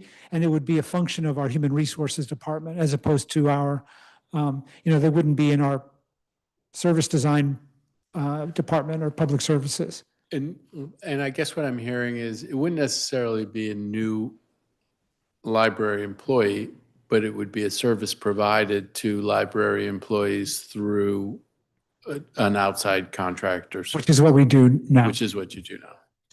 Okay. Sure. Sorry, thank you, Joy. We do now put every incident in ERIS that is actually, I'm told, put in by the LPS officers once an incident occurs. Okay, great. Just to go back and clarify. We talked about the Board of Library Trustees. I hear you, like you have 5 capable people, you're gonna be okay, but anything that I can do to help move these things forward. And you said you put some names forward to MOTA. When did you put them forward? Oh, a couple of months ago, probably. And how many names did you put forward? Or several names, but I think 2 have gone through the entire process by which there's a pretty onerous form that has to be filled out with your resume and all these other things. So I believe 2 have gone that The far. library card, I hope you added that to the form because, go ahead, I'm sorry, I interrupted. The 2 people that we have put forward have library cards. And in defense of all of our library, in defense of library users everywhere, you do not need a card to use the library. Okay. I just know it's a question that has I know come. it's come up in the past. So 2 that could be pretty far along. There's 4 to fill. 2 that could be pretty far along, and then 2 that still we're going to need work to make it happen. Correct. Okay. And please, let me know. I will make calls. I may come forward with suggestions of people, but let's get there. I mean, it's a great. I know. It turns out I know a bunch of people who have filled a role on the Board of Library Trustees, and all of them think it's a great experience. So let's get folks in place. You stated in your testimony how much draw there is to special programs and exhibits the library puts on like the regular Mahjong program at MLK and Freedom and Resistance, both of which we've talked about already. What's the secret sauce here? Like, how do you think about, additional programs that are going to bring lots of people through the doors? And maybe it's a thing that just surprises you, like Mahjong, you might not have thought, oh, we'll do Mahjong, but it's not going to turn into much, and it turned into a lot. But how do you think about proliferation of programs, and what are the ones that are likely to resonate? First off, I'll say that, and you've heard it from the public comment earlier this afternoon, there's, and this is actually the stuff of our new strategic plan that we will be releasing in a couple of months. There is a real thirst that you feel it's almost tangible for people to interact in person. And the library can play a really important role in building community, helping people develop a better relationship with technology, with their phones, get them out of their homes, getting them into spaces with people who they disagree with, who have their affinity groups, but maybe even people that they disagree with. And I sense that at every program that I go to, that people are just happy. It's therapy. It really is, being in public now with other people. And so this is what undergirds our new strategic plan with our 3 priorities of joy, belonging, and resilience. And in terms of scaling up these programs, they are incredibly staffing dependent. We were very thankful to the mayor to help provide us 1 additional staff member as part of our downtown activation work, and that's been great. But, and this is sort of becoming a theme for this hearing, our exhibition team is very lean. Our programming team for this sort of work is very lean. And so I hate to say that for every, can't we do 3 more 1619 projects over the next 6 months? We could, but despite the miracle work of our staff members, we need more of them. I do fear burnout for some of our staff members who are here, 12 hours a day, putting these great programs together that are attracting 1,600 people in the case of Freedom and Resistance.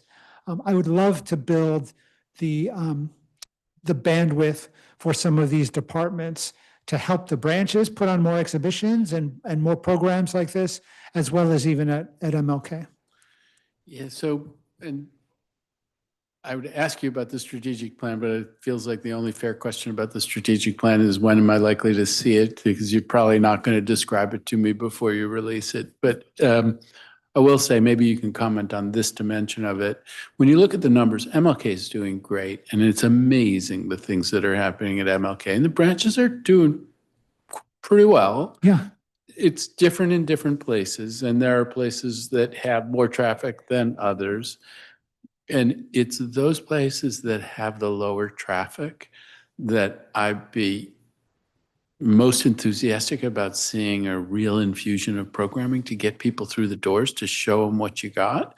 To what extent is that part of the strategic plan, to be targeted in attracting residents in places that have had less traction than others? And I alluded to this earlier when I was speaking to Councilmember Parker. I think one thing that's missing in our libraries right now, as much as I would like, is the idea of consistent, reliable, everyday programming. That is a draw in a neighborhood library, more so than a major exhibition, which can't often fit in a neighborhood library. So by addressing some of the staffing issues, I think that is a probably the tall pole in the tent in bringing people to our neighborhood libraries. I'll say also, council member, that some of the libraries that have fewer visits, it's less about the work being done in those libraries. It's that they might be harder to get to. You look at libraries like the Bellevue Library or the Francis Gregory Library, beautiful buildings, great staff, the Palisades Library, but when they are not near public transportation, when there's not nearby retail, some of those numbers are just not going to be there because members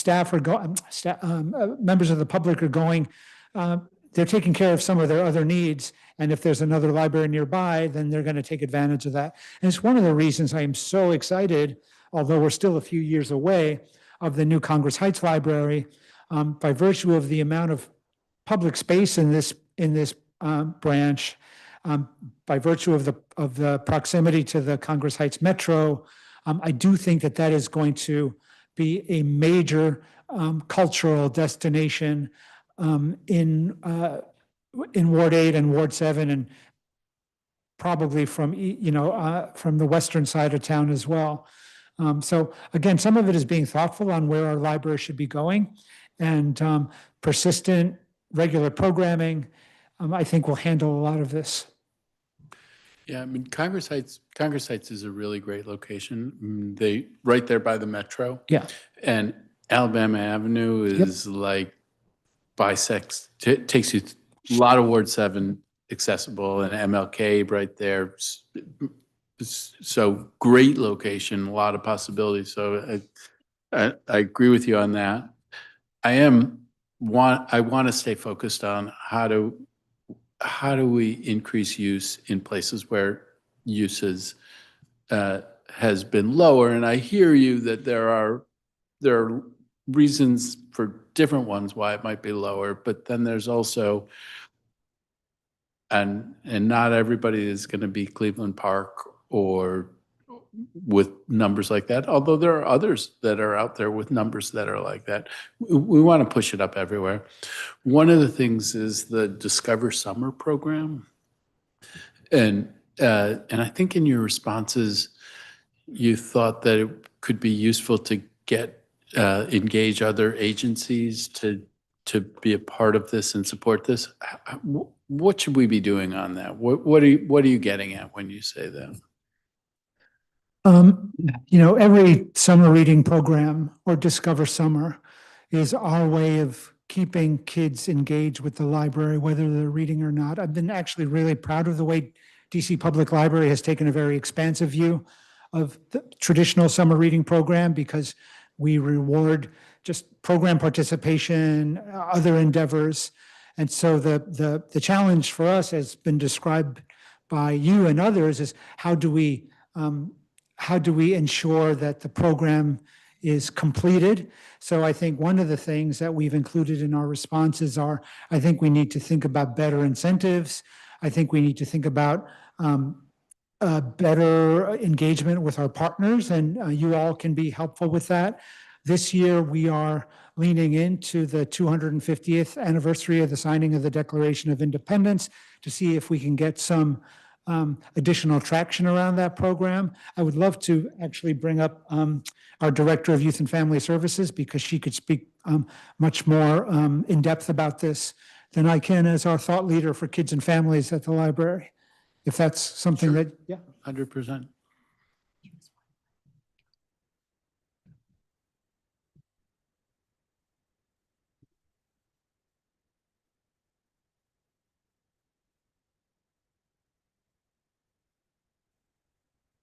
Thank you. So yes, we're super excited about Discover Summer. Discover Summer is not just for kids and teens, it's for all ages. And so this year, the theme is around imagination, imagining America 250 years. We definitely want to make sure that all of our sister agencies is part of this work. So whether it's kids who are part of a camp program at DPR, making sure that we're supporting the counselors to be able to not just sign up for the program, but to be able to plug in the amount of time they're reading, what programs they're going to, so that we could better complete the bingo board. We want to make sure that we start to get full completion We did have a small snafu. It wasn't too long, but the platform that we were using went down temporarily. So I'm meeting with them to just make sure that if folks went on and saw that it was down, they may not have went back to put in more information. But we're also looking at the bingo board and seeing the ones that a lot of people did complete to see if we can look at the ones that folks did not complete and try to reiterate that on the bingo board to, again, make sure that we get more completions moving forward. And the America 250 piece, talk to me, what is it that you're going to have particular books that they'll be reading? How does the America 250 piece fit I in? mean, of course, books, because we're a library, but we're also looking to partner with the Smithsonian as well to do library days, how we've done in the past. And we do have a Discover Summer Committee. And again, I want to shout out all of the amazing chairs such as Tora Burns, David Quick, and Joanna Harris, who is leading that effort. But we have a lot of different staff members who are part of this work to make sure that we are supporting all ages for our summer reading program. Okay, great. Thank you very much. You're On the America 250, DC 250, I take it, are you partnering with Humanities DC to do these kinds of displays? I don't believe we've talked about displays as far as I'm, They're like the, oh, we have, okay, sorry. You know, what do I know? I've spoken with them about it, and I think that they're gonna put up, it's like cubes with panels talking about the history of different neighborhoods. Yeah. And they'll put them up in 8 libraries, 1 in each ward, which seems like a great thing. So Yeah. good for you for doing that. And one of our, and I don't have details, but if you want them, I can get them for you. Our big exhibition connected to A250 is something called American Pride District Vibes, or the other way around. The other way around, District Vibes, American Pride, which like leans into the district's impact on the country writ large, local DC's impact, culture, music, and other ways. So we're really excited about that. And if you want more details about that, our head of exhibitions is here. We can talk about that. I want to be careful not to go too long. We're going to go, I think, a little past 6, but okay, if there's somebody here who can speak to it for a minute, because it does sound exciting. Sure. Linnea.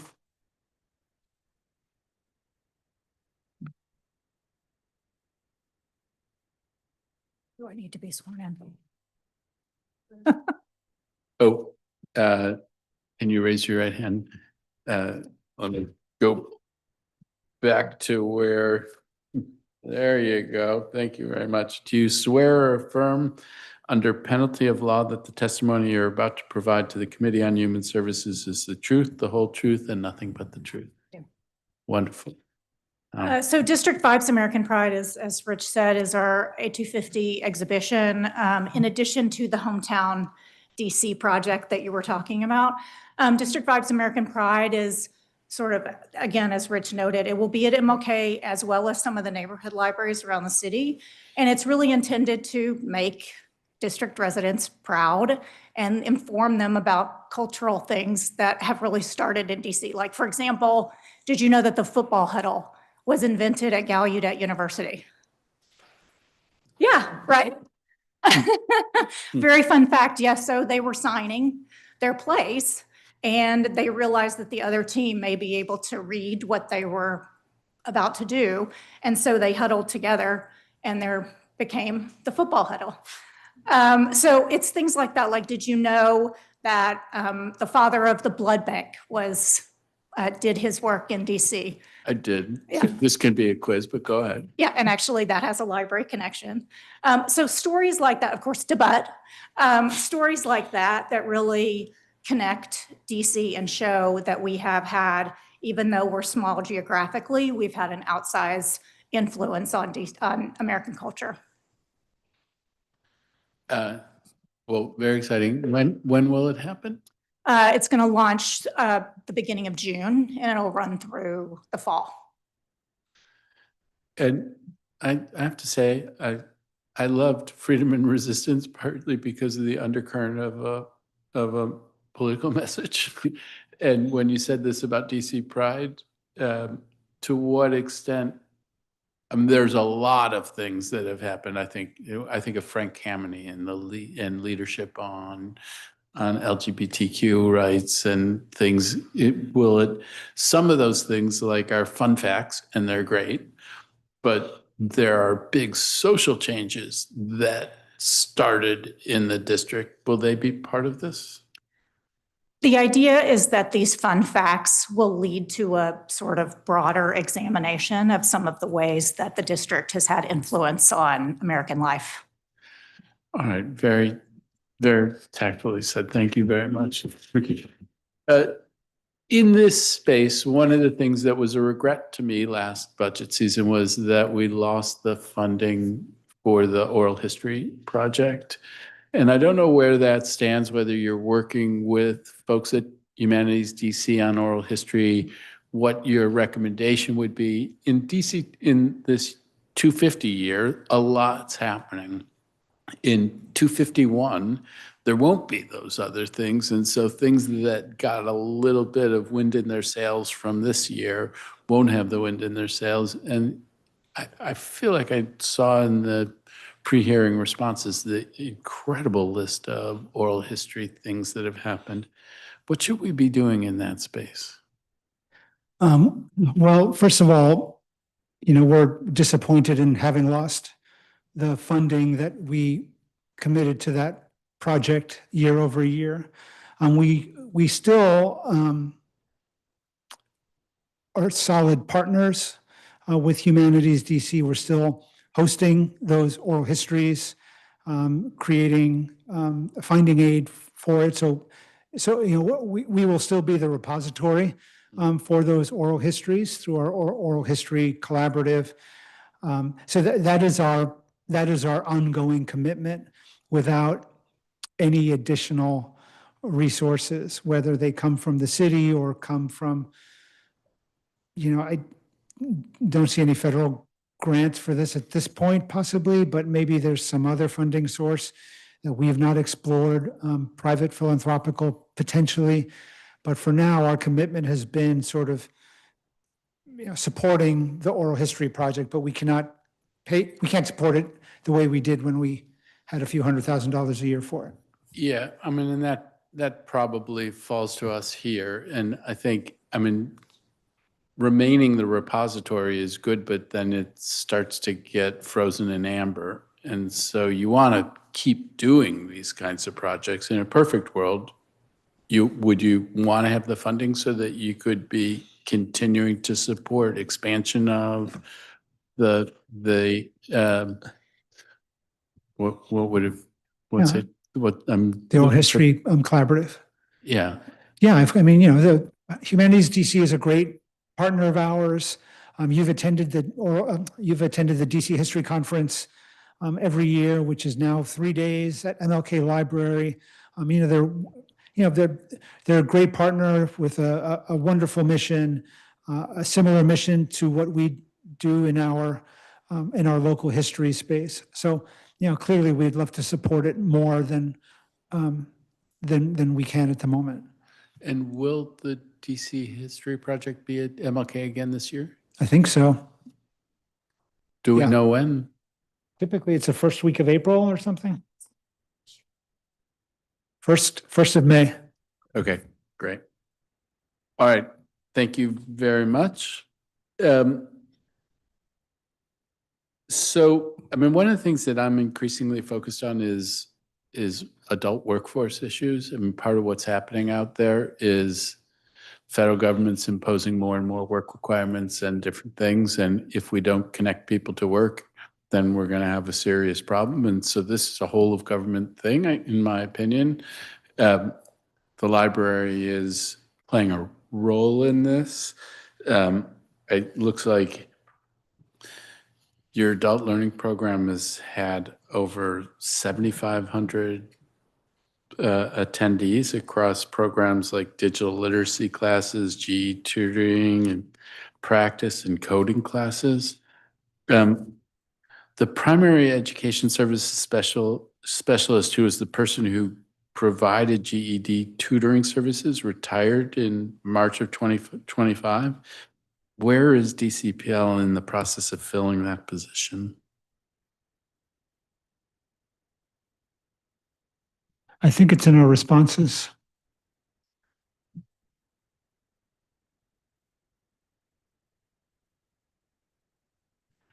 Okay, so our Human Resources Department has the screening questions for posting. So posting for this position, I guess, is imminent.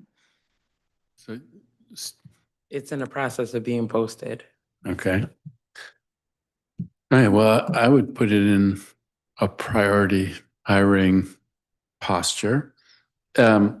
Last year, I think you talked about having purchased the Aztec software to support adult tutoring for those wishing to study for the GED. Are you offering access to Aztec to patrons looking to study for the GED? Yes.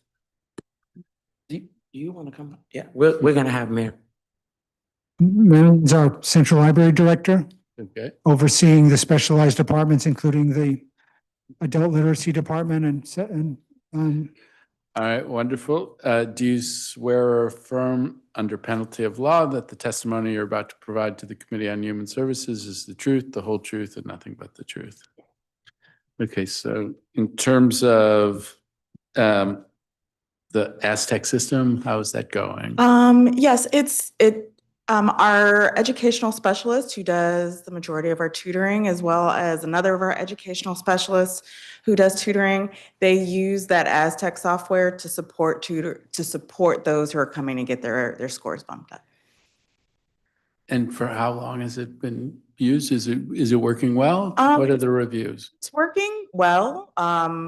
Every year I talk to my adult learning manager to ask what she needs. And she is very robust with assessing. She doesn't do a rubber stamp for software or programming. She's always reassessing whether something's effective, and she consistently still asks requests for us to continue to use Aztec. So it seems it's going well.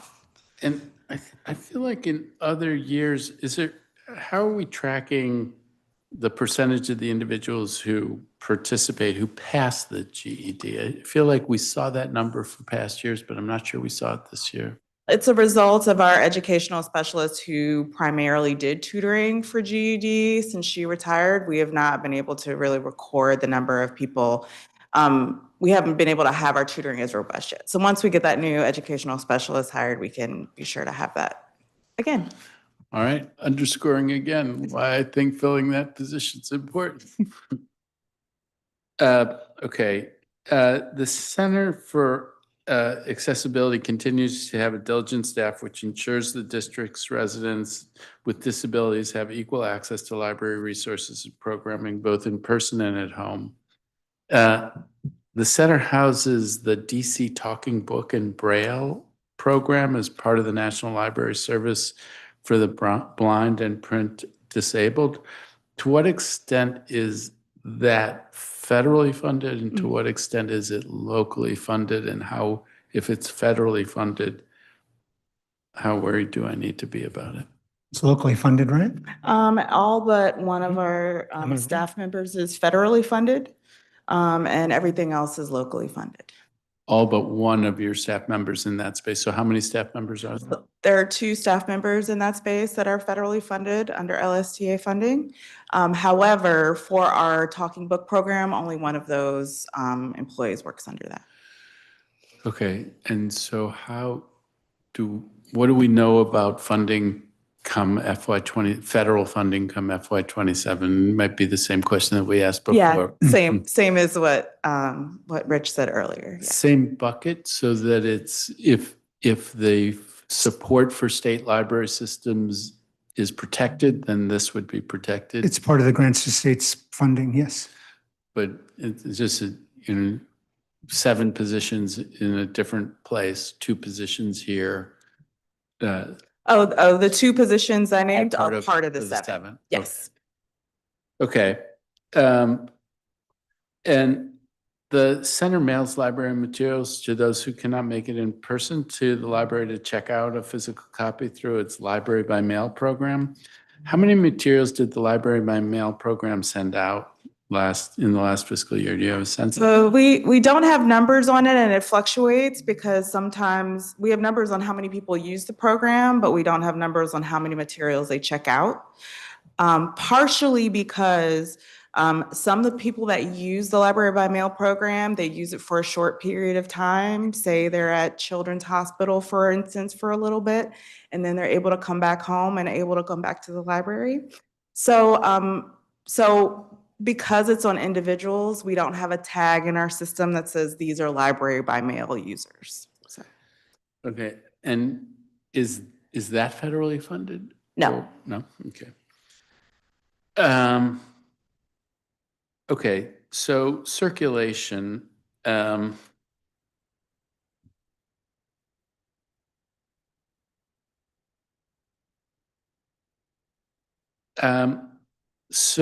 DCPL provided the digital circulations of not just ebooks, but other digital materials such as videos, music, audio, and magazines. And how are these other materials circulated? I mean, if Other digital material? yeah, is it yeah? Same like Libby, for example. Libby can get you magazines. We've got Freegal for audio. We've got Canopy for video. We've got Press Reader for other types of journals. So there are a host of different apps that people use for different types of media. Okay. And the wait time for ebooks in FY25, it was 46 days. And then in the responses, it looked like it was 35 days. Is that for FY26 to current? I mean, there's probably any number of reasons for that. I think that we do a lot of our buying. We sort of front load a lot of our ebook buying in the fiscal year. So I don't love looking at 1 quarter's worth of data, to be honest with you. But I think that we've spent a lot of money on ebooks already in FY26. And that probably speaks to why we're meeting the demand that we're not going to be able to sustain throughout the year. Okay. I see unsworn in nodding in the back.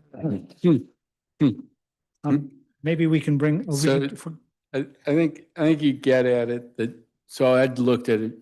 There's a whole bunch of data in the pre-hearing questions that some of it is through November 30th, which is 2 months. So it's not even a quarter. That's right. It's not even a full quarter. There are other places where I wonder whether or not it's actually right up to the date of when the question was answered, but where it's specified, it's to November 30th. London Gillespie is our Director of Collections at DC Public Library. You may remember her from hearings such as your ebook fairness hearing. Okay, wonderful. So can I get you to raise your right hand? Do you swear or affirm under penalty of law that the testimony you are about to provide to the Committee on Human Services is the truth, the whole truth, and nothing but the truth? Okay, so I think you were nodding about the wait times, which made, when I looked at it, I thought, oh, have things gotten significantly better? But maybe you can speak to why that number shouldn't have jumped off the page to me. Like Rich said, we do spend a lot of our electronic resource budget on the front end. One, because we have to renew contracts and subscriptions to some stuff. So yes, we expect that we will need to catch up later in the year and we will run out of our ebook budget quickly. Okay, so if you looked at wait times at the beginning of a fiscal year and wait times at the end of a fiscal year, they might look different. And but then when you add it up for the whole fiscal year, so if this year was like last year and it's 45 last year, then a way I would think about it is today, if it's 35 and it stays 35 for a quarter, that at the end, I'm going to have a quarter that's 55 and then two in the middle that are 45. And that's why it's going to be 45. Right. It's going to end up averaging what we've averaged for the last couple of years because the budget has been the same. So we've only been able to spend that amount of money. So that's going to be the amount of books we get. And that equates to the whole list. So if we can only buy a certain amount of titles, then people want it. For instance, we have a book called Flash where 621 people want it. If we only have a certain amount of copies, that's going to extend how long it takes for somebody to get it. I see. But actually, I mean, it's the same number of dollars, but it probably doesn't buy the same number of books. Exactly. And there's different categories on these wait times. Is that the 45 days or the 46 days or 35 days? Is that audio ebooks or is that everything? It's the average. Yeah, it's the average of both the ebook and the e-audio book. And what about like magazines, music, things like that are also digital materials? They don't wait. Yeah, they don't have wait times. Exactly. So okay, so they're not wrapped into that. They're not wrapped into that number. Okay. I think that I was going to ask about how you weigh equity in determining how to use your collections budget, but you spoke to that earlier, I think, in response to another question. How do we? I think the use of ebooks and e-audiobooks is heavier on the west side of the city than the east side of the city. What do you do to try to get more traction for digital materials where you're not seeing the demand in the same way? Or do you do anything? I mean, honestly, council member, I'm scared to promote a service that is already incredibly well used. So it's not for lack of people, I think, understanding that this is something that we have. Our larger questions about is the content what people want? Is the publishing industry publishing books that people want to read? I mean, I think there are more. I think that there are questions that we couldn't answer about people's reading habits and whether they read or whether they choose to digest different types of content. So, I mean, a few years ago, we had before ebooks had exploded to the point that they are now, we had a promotional campaign called, what was it, Joy? Go Digital. Yeah, we had it was quite a good campaign called Go Digital. It might have been 2018, 2017. And, we took out, we bought bus ads and, some of my board members were really excited. They were like, oh, Rich, I was on Alabama Avenue and I was right behind a bus and I had this Go Digital thing. We didn't see a dent, frankly, in how the material was used. So, I don't really know. I know that, it's easier for us to promote library usage across the city as it's ever been. I think for us, it's important to make sure that people have library cards because having that account is the gateway for people to explore either our catalog or our study rooms or something else.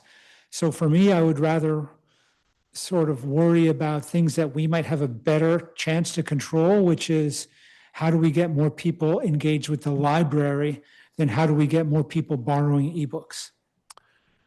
Okay, well, that was another topic that we talked about is how do we get more people through the door? And the first thing might be get more people through the door, and then you can be showing them what kinds of options there are available to them.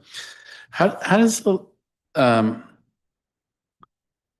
in April 25, you upgraded the integrated library system from Circe to Polaris, and in the process lost a significant amount of historical data regarding wait times and hold times. However, the hold time and wait time data you did provide shows some people are waiting 140 days for books and DVDs. I mean, this isn't everybody. That's not the average, but that's what's the distinction between overall days waiting and open days waiting? This is, I think it's in response to question 51 of the pre-hearing responses. I'd never heard of that until about a day ago, so I'm going to defer. Yeah. Typically, people just know that they're waiting for a book, but apparently there's an overall versus an open. So I'm learning. I'll admit. You and me both. So overall days waiting refers to the average number of days between the hold was placed and when it was either fulfilled or when we pulled the report. And then open days waiting refers specifically to holds that have not been filled. So that's why you see those. Oh, it's open and it's been sitting there. The ones that have yet to be fulfilled have been sitting. So that's open days forgive waiting. me, but doesn't feel like a meaningful number because we don't know when it's going to get closed, but go ahead. Exactly. That's why it's so high. And then the last one, filled days waiting, is the average number of days for holds that have been completed. Okay. Say again what overall was? Overall is the days that you place the hold to when you receive the hold or when we pull the report. So those might yet to be filled. You pulled the report. What does that mean, pulled the report? So basically, if we pull a report to say how many holds do we have, the overall is going to be what's still out and waiting till that day or what has been fulfilled up until that day. Okay. Basically, the time from when you place a hold to when you get it. I mean, I think for your purposes, the overall days waiting is probably the most important metric. Yeah, I think so. Although filled seems like that's the one for the ones that you filled. Oh, for the ones that you filled, this is the average of how long it took to fill them. But there's the ones that are yet to be filled and they're sitting out there and someday they might get filled and that might be later in the year and that's going to be a thing that's going to push up that average number for how. Because your popular that's titles. Your I popular titles are going to have longer holds, right? But you may be able to get like a Juve series Babysitters Club the next day, you know, like, but something. I see. The early year numbers are by definition going to be badly skewed. Those are the people who, there could be 10 people waiting in line for a book. The first one got it within 35 days. Exactly. The ninth one is going to be a lot higher. Exactly. Okay. So it all goes back to the 35-day number is not a meaningful number. Not right now, no. Okay. Okay. So in FY25, DCPL performed a number of system replacements, including HVAC and roof replacement in Mount Pleasant, plumbing replacements at Cleveland Park and Chevy Chase, carpet replacements at Anacostia and Mount Pleasant. How are these aligned with the modernization schedule? Like, how do you think about, we have this need, we should do it now, or a modernization is coming, and so maybe we need to wrap it into the modernization. How are you thinking about those things? What you just described, council member, is the philosophy around our this concept of holistic renovations, where if at all possible, we can do major systems replacements at the same time that we're doing public space enhancements and also doing some climate forward thinking around our facilities. It doesn't always work that way. In a case like the Cleveland Park Library, that is a new library, we had some work to do because of all the bathroom usage that was taking place. I mean, sometimes things fail when we don't expect them to fail. and that's a significant investment and a loss of access. But our goal now is to wrap up these systems improvements with larger, what we call holistic renovations. And so I focus on this a fair amount in the schools space where it's a long time ago. When we started the school modernization project, the idea was it should be done in 10 years, and that was, I think, in 2006. And so it didn't happen. And we don't have that long of a list of schools that have yet to get a major modernization. We're getting there, and we need to close it. On the library side, like many of the libraries have seen a major makeover. But how many have yet to see the major makeover? I mean, it's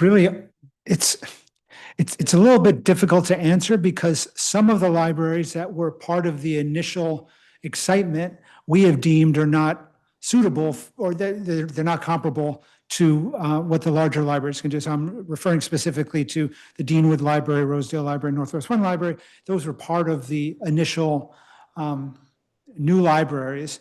But, with some, additional analysis, we know that the types of things that we can do in 20,000 square foot libraries, this is what our public wants and deserves. In terms of just the simple answer to your question, the Chevy Chase Library is is moving forward. And then the Shepherd Park Library, where I believe we get the initial design funding is 2027, if I'm not mistaken. So those are the only two that are left from the original And campus. you're not done when you've done those two, because then you still have the ones that you did that either need to have improvements done Yeah. to them, or Which are all funded at a certain level right now. So Northwest One, Deanwood, and Rosedale do have what I would consider, excellent base funding for the project. And when you said, we know what a 20,000 square foot library can do, and that's what the public wants. How many libraries do we have that are significantly smaller than 20,000 square feet? Not including the Tacoma Park Library, which is like 10,000 square feet, but it's a historic Carnegie library. I think we've got the 3 co-located libraries, as well as the Parklands Turner Library, which we're going to close as soon as Congress Heights opens up. So say the other 4 that were. It's the Deanwood, Which is going to be a funded, new makeover. Yeah. Rosedale, which has funding, and it's going to be at the site. It's going to be basically a rebuild somewhere on that same rec campus. The Northwest One Library, which we intend to close when we have something in Edgewood and Eckington. And then the Parklands Turner Library on Alabama Avenue, we will close when we open the new Congress Heights Library, which is about half-mile west on Alabama Avenue at St. Elizabeth's. So then this gets to what, sort of what I'm trying to get a sense of. Once those things are done, all of our libraries will, other than MLK, will be on the kind of 20,000 square foot scale and with these different kinds of services. And then the cycle continues where the world changes and things have to change. Invoking our original facilities plan from 2020, we talked about this idea of functional obsolescence for some of our libraries, that generationally, you build a library for a community that may change for all sorts of reasons. And one of these holistic renovations, like we're doing at Shaw this year, are required in order to have the space be more responsive to the community that is using that library now. And we talk about the Shaw Library all the time. When it was first designed, I want to say in 2008 or something like that, a tiny little space for the pre-K set. And of course, if you go to the Shaw library now, there's no room for strollers. There's like, kids and nannies hanging up all over the place. And so I think that's a really good example how, you design for a certain community and you do all the right things, but every so often, and maybe you can time it with, okay, it's time to replace the HVAC system and it's time to replace the flooring and the elevator and those sorts of things, that you can embrace the concept of a holistic renovation where you're not knocking the building down, but you are investing a good amount of money. The Shaw Library is going to cost us like $8 million or so, and that's an interior renovation. And you do talk about it all the time because you talked about it last year at this hearing as well. Yeah, And it's starting to repeat myself. It's great. It's great. It's all an illustration of time, things change, communities change, and then needs change. And so it isn't, when I ask how many more do we have to do, it's not as if that means then our work here is done. It's then going back. Out of curiosity, how big is the Tenleytown Library? I mean, I would say, just hazard a guess, in terms of usable public, I would say maybe 16,000 square feet. That would be my guess in terms of usable public space, not including some of the circulation space in that building. So, I mean, would that mean that in a perfect world, you'd find a way to add 4,000 square feet at the Tenleytown Library someday? You would find better use, you would find ways to maximize that footprint for more public uses, for sure. Even if you couldn't expand, there would be ways to renovate that space to get more public use out of it. And is that part of what happens next? You finish building out the portfolio that needs to be built out, and then you look at, okay, which ones need to further revisions so that they are on the same standard as the Yeah, others? absolutely. I mean, we know we want to go to Anacostia, for example, the Tenleytown Library. We want to work on that library. The Benning Road Library is another library that we would like to work on. The Bellevue Library, and some of these buildings also just have challenges. They were designed, but they were maybe designed and, we maybe experienced the ways that they're being used may not be optimal for how they're built. So some of them are just sort of correcting maybe what we might consider flaws in the design. Okay, well, we'll be back on that a different time. Is it usually, there's a general improvements fund, and it looks like in question 9, it's just funded for 1 year. Is that typical? Or why isn't that funded in out years? Barbara, you can. Yeah, it's not just for 1 year. It's 6 years, just like our capital. But I'm not sure your question is how are we using it? Is that what you're going to ask? Well, how you use it, and did you say it's not just for 1 year, that it's for all years? We request a 6-year plan for our capital, and it's also for general improvements. So, but I don't know how to answer it better. Joy, help But me out. is the budget as passed, does it include 6 years, or is it just 1 year? Sorry, my mic wouldn't turn on. So, Councilmember, for the FY 26 to 31 capital budget, there's funding in 26 for general improvements. There's not funding in the remaining cycle. It is something that we base what our needs are on our facilities master plan, the original as well as the updated.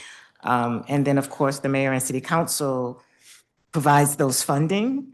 And there have been times in previous years where general improvements have been funded either consecutive years or maybe there's been gap years. So it has varied in terms of the trend, but it is ultimately a decision by the mayor and city council how, based on sort of the plan we lay out, the city can fund the capital budget for general improvements. I mean, it is helpful. I mean, it isn't the case that nobody thinks there's going to be a need for a general fund in FY '27. Hopefully it'll be funded in FY '27.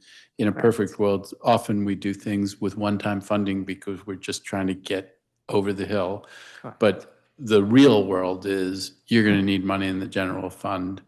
Correct. And the number might vary depending on what we have needs for a given particular fiscal year. But generally speaking, yes, there will be a need for some level of general improvements every year. Okay, and on the Logia project, which you talked about before, and I talked about, and I do think, you know, I want to be a part of, or the committee wants to be a part of helping to support this. Can you talk a little bit about the vision of what it is? You've had a study done, there are even sort of concepts about it. What is the it here that we're all should be advocating for? I mean, it's not a great reveal, council member. It's, you know, a vision for a wide variety of public programs taking place practically throughout the year, because there is some shelter there, which is why I think so many people sleep there.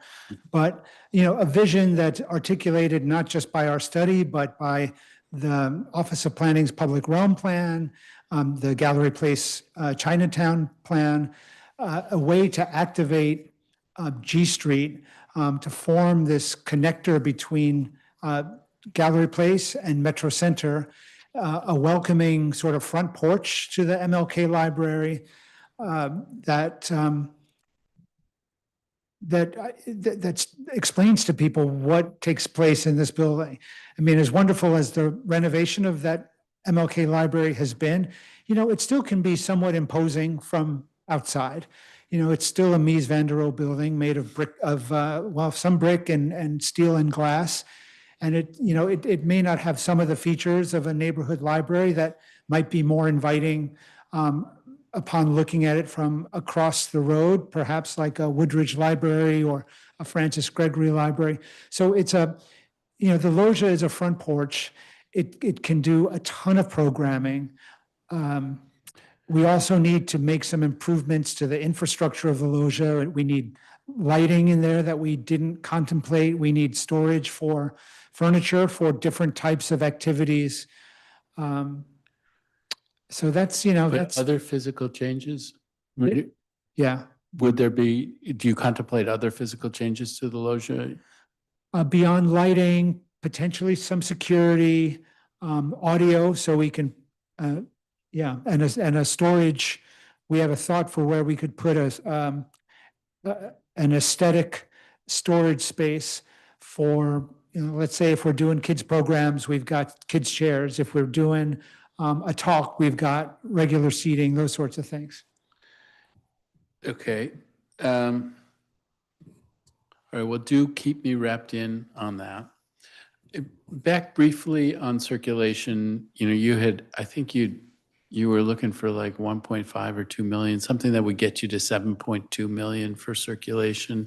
I'm curious, that's closer to the numbers that you list other jurisdictions of similar sizes, and that's closer to the kinds that would looks like pretty close to the average of those. Is that how you? Yeah, I mean, you know, that's the way I've always done it, is benchmark our library system with libraries of similar size, serving communities of similar numbers. So 7.2, if you looked at those, it would be still on the low end, I believe. I mean, it's on the high end, considering we have been at 4.7 for the past decade. No, at the low end among your peers. Well, you know, we're not greedy at the library. And to what extent do you look at the breakdown of physical and digital between, how do we look in terms of percentage of our budget that's being spent on physical as opposed to digital compared to those peer jurisdictions? Oh, that's a good question. I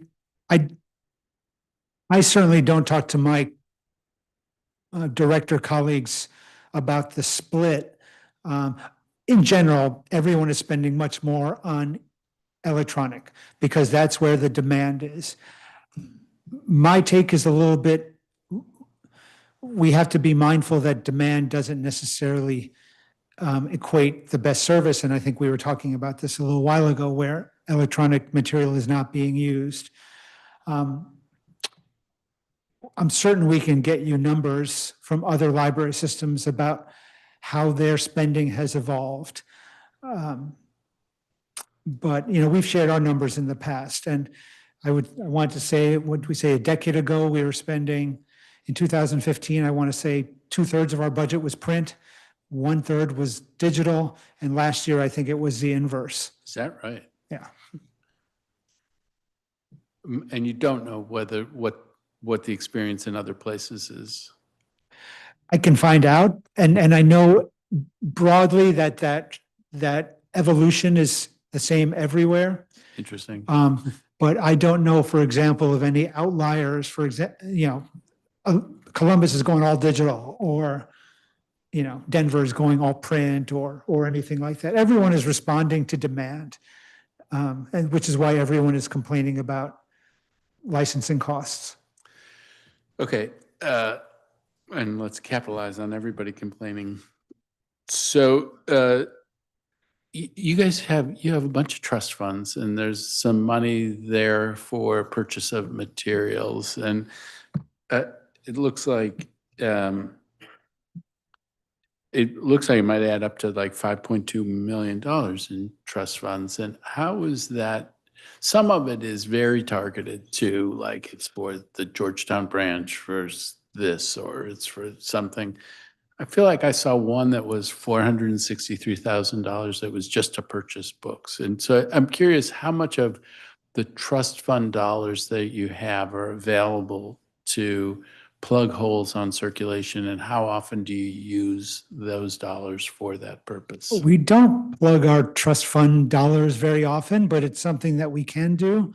I know that, Barbara, we've been talking because you did invoke the largest pot, which was the Georgetown Peabody Trust Fund. Correct. And we've been talking about possibly using that for some building enhancements. At Georgetown. Yeah. Yeah, we actually plan on, we've had many discussions over the years, but hopefully this year, we will be more focused on trying to use some of that resources from the trust fund, where we haven't done as great a job in that, in doing that in the past. So I think I'm answering your question. Why can't we use those balances? Yes, in some instances we can. They're not necessarily earmarked for anything specifically. And so where we can do that, we will look to do that. Yeah, so, and I'd encourage you, I think it's almost a good thing that you haven't used them previously, because now we're in a challenging period. And I think that there is a sense that in particular, we may have a couple of years that are fiscal challenges for the district for a number of different reasons. And so if there was ever a time to use trust fund dollars, it would be in this period. So maybe not such a bad thing, but maybe being receptive to we're going to do what we can to support you, but to the extent that you have dollars also that you can use, let's be partners in that. In FY26, you received a one-time NPS enhancement of $1.6 million to continue programs that were previously recurring funds. How much of that one-time enhancement went towards downtown activation? $450,000. Of the 1.6? Correct. And then what's the rest used for? Much smaller balances all over the place. Joy, do you have that? Or Barbara, do you have that? In various areas, from technology to maintenance to furniture and fixtures. It just varied across the board. And so those were, the 1.6 million was a one-time enhancement in FY26. However, in the FY25 budget, it was in our base. So it was recurring funding that then was restored in FY26 as one time. and it was across various areas. Right, but then it's another one of these things where we talked, this came up just a little while ago, where there was money that was one time that, the general improvements fund, where it's one time, in other years, it might have been recurring, and last year was not. It again goes to the challenges that we face in this upcoming budget. To me, I think the the themes of this hearing, like almost to a person, huge enthusiasm for all of the work that you're doing. Really grateful to all of you, and Rich, for your leadership, and a desire for more, but then in an environment that is a real fiscal challenge. So let's work together in this process to get to where, God forbid that we're not doing less, but that we're in a position to be doing more and focus on priorities and push this through this budget, because I think it's going to be a challenging budget, but we better protect the libraries. So with that, I think this concludes today's hearing. For those who plan on submitting written testimony for the record, please do so by uploading it to the council's online hearing management system before the record closes at 5 p.m. on February 12th, 2026. The time is now 6:32 p.m. and this hearing is adjourned.